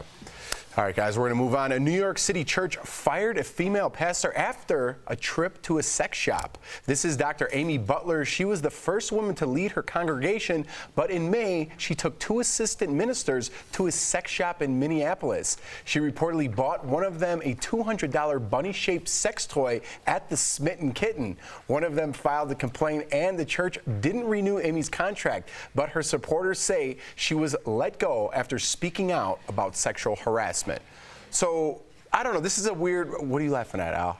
No, John Davis here saying hi. I mean, that's kind of, you know, it's silly, but I think about people that I know that have convictions, especially people that work in the church, but people that have quote unquote regular jobs, but still hold their convictions very, whether it's their marriage, their religion. And I think a lot of times when things take place outside of work, let's remove the sex store because it's a funny buzzword. Right. Let's say it's a bar. Let's say you're sober. Let's say you think alcohol is the root of all evil, and like if there's a work event at a bar, which a lot of them are, or at a strip club where business is being discussed, will that affect you negatively not going? And I think this is the problem that a lot of people face. So I don't know. This is social I don't think it has anything to do with this. I think this is a retaliation. Pure example of a got you culture. She spoke out about sexual harassment, and then they were like, "Oh, you're gonna speak out about sexual harassment after you asked us if you wanted to go to the Smitten Kitten?" But is that sexual harassment on her part? She spoke out against. No, I got that. But is that sexual harassment on her no, colleague? No, she said you don't have to come. I'm just going. But right. So they're saying that basically, to me, it sounds like she spoke out about sexual harassment, and they were like, well, your hands aren't clean, whoever was upset about her speaking out about sexual harassment, and they didn't renew the contract. And that happens all the time. Someone goes out and breaks a company policy or comes in smelling of booze, and then they're like, oh, this person came in smelling of booze. And they're like, oh, remember the time you came in smelling like booze? Everybody's just like pointing fingers. For sure. I think that's office dynamics. I'm not in any industry. You know what I mean? Everyone wants to try to get ahead, and sometimes people don't care, unfortunately, about whose head they're stepping on their way up. Right, but we are learning a lot about human dynamics and office politics and dynamics when we talk about how do you interact with your coworkers, whether they be male and male or female and female, or any kind of like, a lot of people in this room right now, their parents met at work. You know, so, and that's not going to happen as much anymore, which is understandable. Right. But we are in the process of that, in the real actual timeline. So it is difficult. Like, hey, can I have a couple of beers and put my arm around Tori and laugh? What if she's uncomfortable but doesn't say anything until Monday? You don't know. No, you don't. So it's something I think about. I'm sure everyone, I don't know if everyone does. It's something I definitely think about, for sure. You have to. Yeah, it's interesting. All right, guys, we're going to move on. Diane Keaton is living the single life and loving it. She told InStyle magazine that she hasn't dated anyone in decades. She said, quote, I haven't been on a date in, I would say, 35 years. No dates. I have a lot of male friends. I have a lot of friends, but no dates. The 73-year-old has some A-list partners, or she has had some. Don't look too far into that partner, but has never been married. Yeah, I mean, I don't know how to look. Is she saying she is asexual, or she just likes having sex and not a relationship? I don't know which one. What did you guys take from this? Yeah. Right. And again, I don't want to out someone as whatever they are. This is just speculation. It seems to me that she's sex wasn't that important to her. Now, it might have been that she has a lot of friends with benefits and she's totally cool with that. But I met a lot of people that were like, sex was not a major part, especially a roommate in college who felt like I just have no interest. And Tim Gunn is very famous for being an asexual. So I don't know if I got that, but she certainly seems to enjoy just friendships more than dating. I wonder why the asexual movement doesn't get as much love as the bisexual movement. It's somebody that wants maybe one or two or multiple partners. I think people are understanding, but I find it more plausible that some people are like, I don't want that kind of interaction with people, but it's never talked about. Is the bisexual a movement, and are we giving it love? Janelle Monáe talks about being fluid. A lot of, but I feel the same about asexuality as bisexuality. As I think people that the people that are asexual are stigmatized in some way. Like, oh, they're called a prude. Oh, he's a prude. He doesn't. I think some people aren't with that. I could see that. And I think they do get in marriages not telling people because it's kind of stigmatized. They're worried somebody's not going to want to be with them, and then they get married, and then they want to sleep in the other room. And the person's like, what the hell is this? Yeah, I get at first I was like, wait, I don't understand, because one, you're not having sex, and one, some people might find it weird. Right. You know what I mean? But now it's like, I guess after, if you did have a relationship, they would find that weird. Yeah. Right. When it comes to sex, anything that you're not doing or people find weird. It's just the other. What a great point. Mm-hmm. Huh, that was an interesting road we just went down. Sex road. Learning something on Friday. Never thought I'd say that. Coming up on DBL, our own Brandon London hits the streets and asks strangers a very personal question. So what's your name, sir? My name is Julian Joseph Tafoya. Julian, are you sexy? Yeah, Brandon. You don't want to miss a hilarious response, but first, all your weird news from a marijuana cake mix-up to a very interesting traffic stop. We've got it all next in Weird News.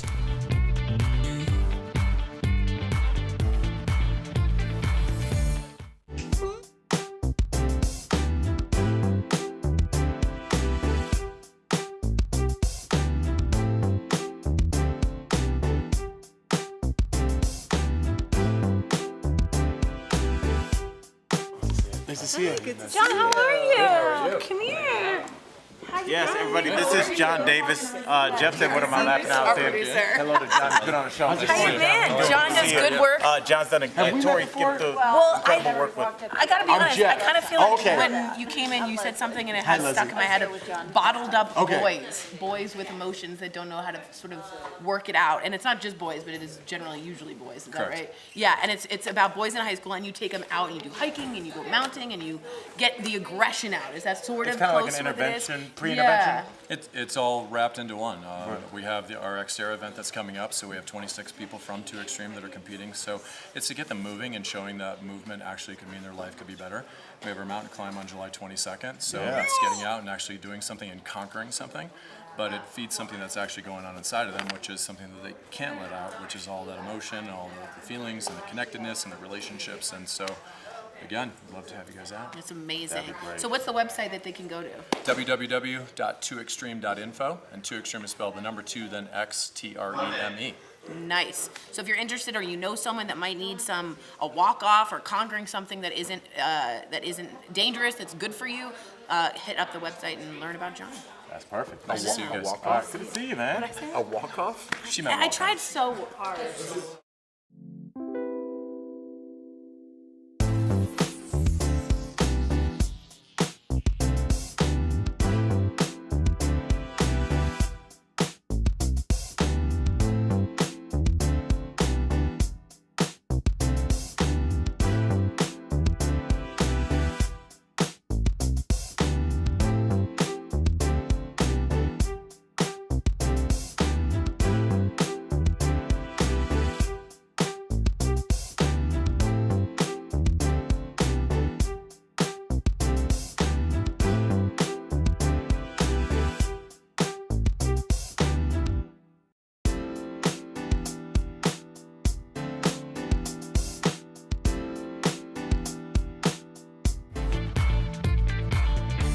Welcome back to DBL. It's Friday for sure in here, so let's get to some fun, or let's have some fun by checking out the strangest, craziest, and most bizarre headlines trending right now. You know what it's time for? Tori, give us that. It's time for Weird News. Yeah. That was actually a good soundbite. That was a good one. I think you need to be the soundbite for that. Okay, cool. All right, by now you've probably seen the viral marijuana cake mix-up. A mother ordered a Moana-themed cake for her daughter's birthday, but got this marijuana cake instead. Apples, oranges, right?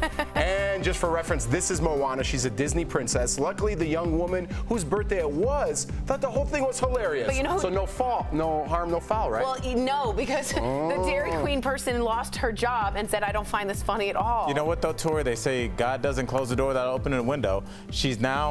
She can launch herself right into the erotic cake and goofy fun cake business. Get out of Dairy Queen. The goofy fun cake business? Yes. Okay, cool. That's an industry. Wait, didn't we coin a term for it or a new name? The Stony Pony Bakery? Oh, yeah, Stony Pony. What was that?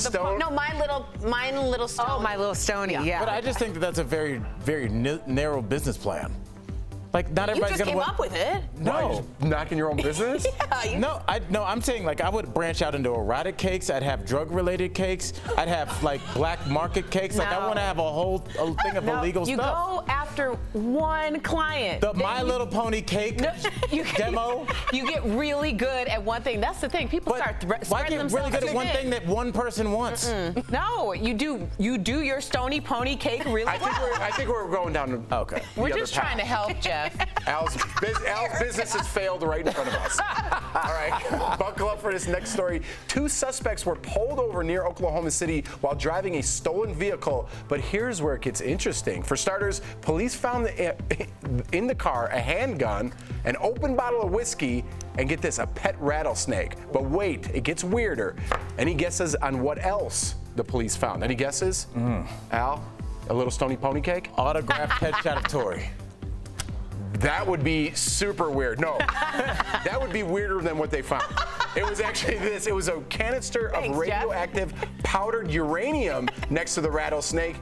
That's more reasonable. No word yet on what the plans they had with the uranium. What do you even do with uranium? Okay, so I learned all about this. You can mine uranium. The only way to get uranium is mining it. Then you have to mine it, but in order to get it to be dangerous, you enrich the uranium. I think they had unenriched uranium, and I have no idea where they got it from, because that would be a highly, highly secured piece of equipment. But what's the purpose? I don't know. Erica, I don't know. Are you trying to look for Sense and reasons nonsense. in this?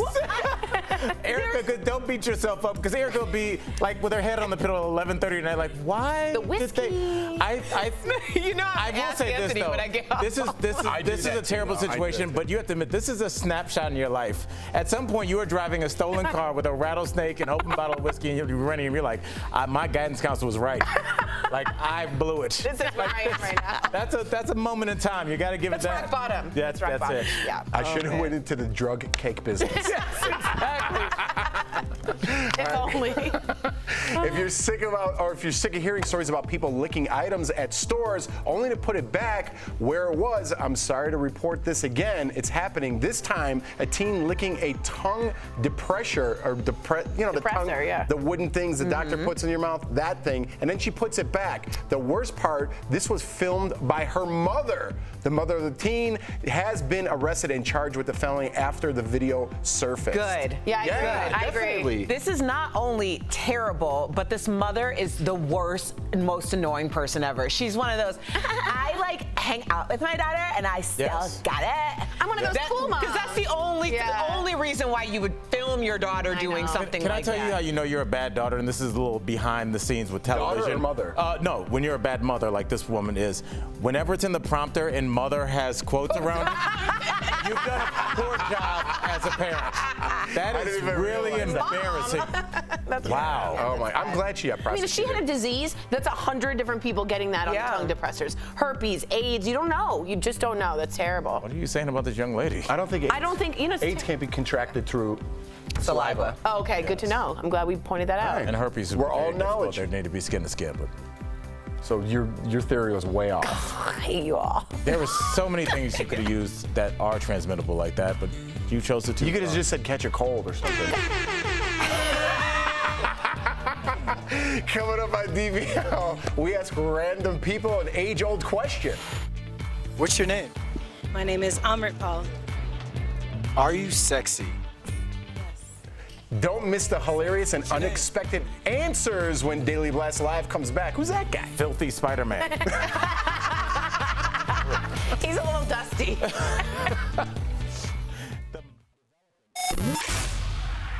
What's up, Beauty Blasters? It's your boy, Jeray for the Slay, and today I'm giving you guys some of my behind-the-scenes makeup tips. Now, it's Friday, so I want to make sure that we're feeling good and that we're looking fine, but sometimes those pesky brow hairs get in the way. You know what I'm talking about. Maybe you haven't trimmed your brows up, you haven't seen your good old brow girl in a while, whatever it may be, and you don't have any brow gel laying around the house either.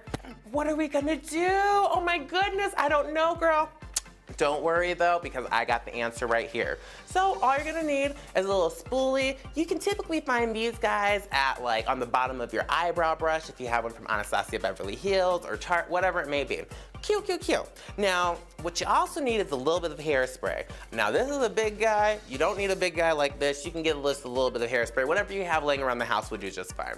All you need to do for those untamed brows is spray a little bit on your spoolie there, or mascara wand, whatever you want to call it. Now, don't use the mascara wand in your mascara, because we're gonna have a whole nother issue, honey. Just use a clean spoolie or something on the end of an eyebrow pencil.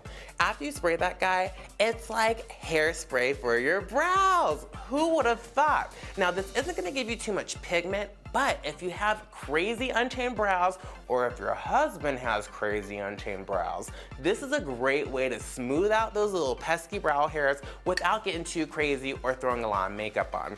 Once again, all you need to do is a quick and go ahead and lay it straight on the brow and brush them up in a uniform fashion. You can also do this with a little beard hair or even taming a little bit of a mustache. So let me know your guys' thoughts and let me know what other tips and secrets you guys want to know from my makeup stash. Until next time, have a great day.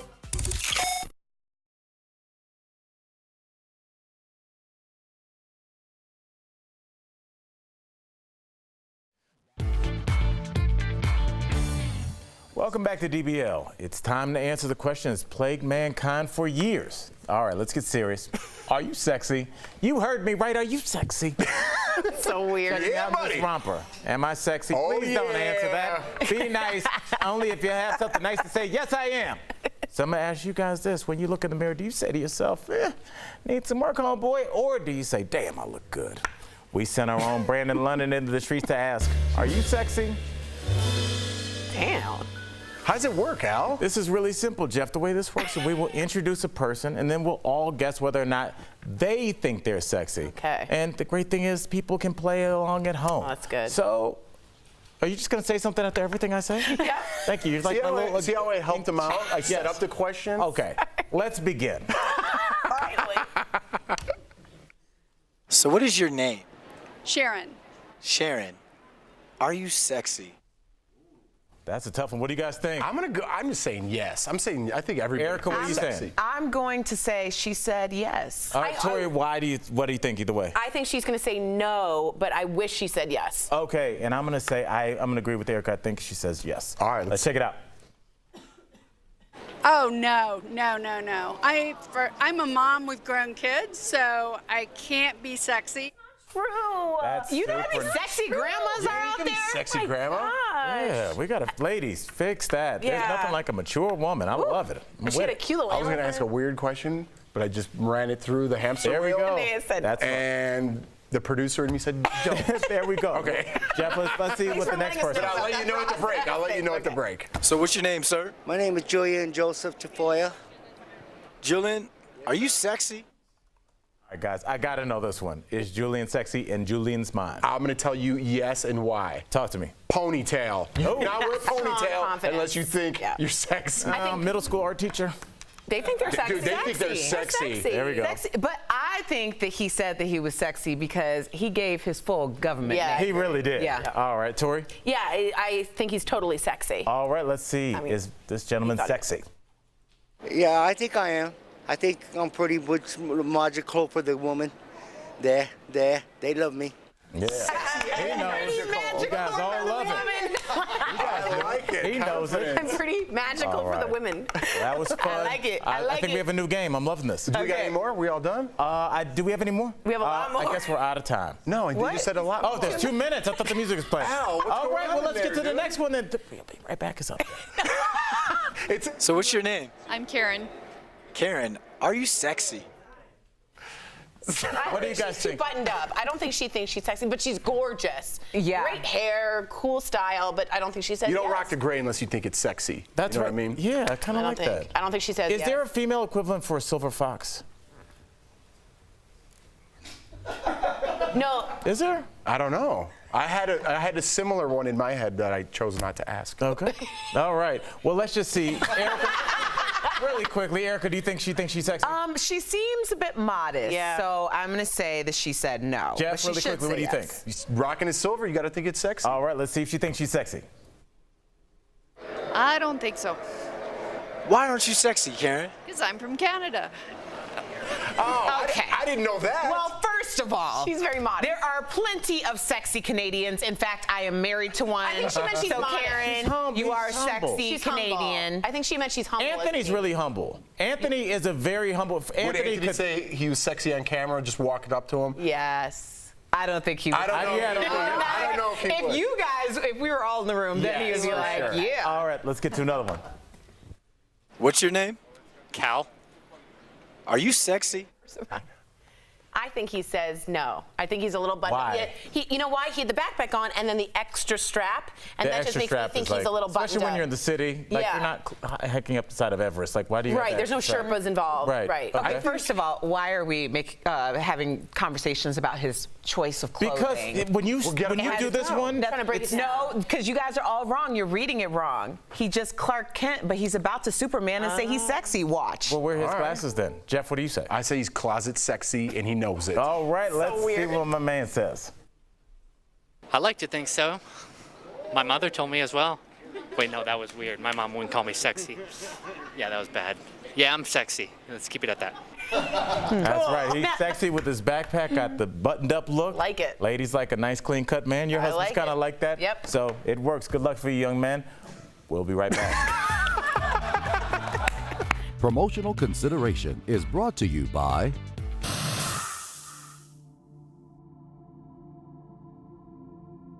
What are some movies that inspired you as a trainer? Because I was always impressed with The Dog and the Thing and how perfectly it hit its marks in long takes. I mean, one long take, the dog is a better actor than most human actors. I mean, I always think back to Homeward Bound, and I remember that golden retriever coming over the hill, and you know, that's just one of my favorite movies as a kid. I watched it 100 times. Incredible. And you have such an incredible career, and I think that, I know that you said that this is the highlight of your career. I think that there's going to be much more milestones ahead for you, Melissa. Thank you so much for taking the time with us here on DBL, and bye, Church, bye, Melissa, or actually I should call him by his real name, right? Bye, Tonic, bye-bye. Thank you.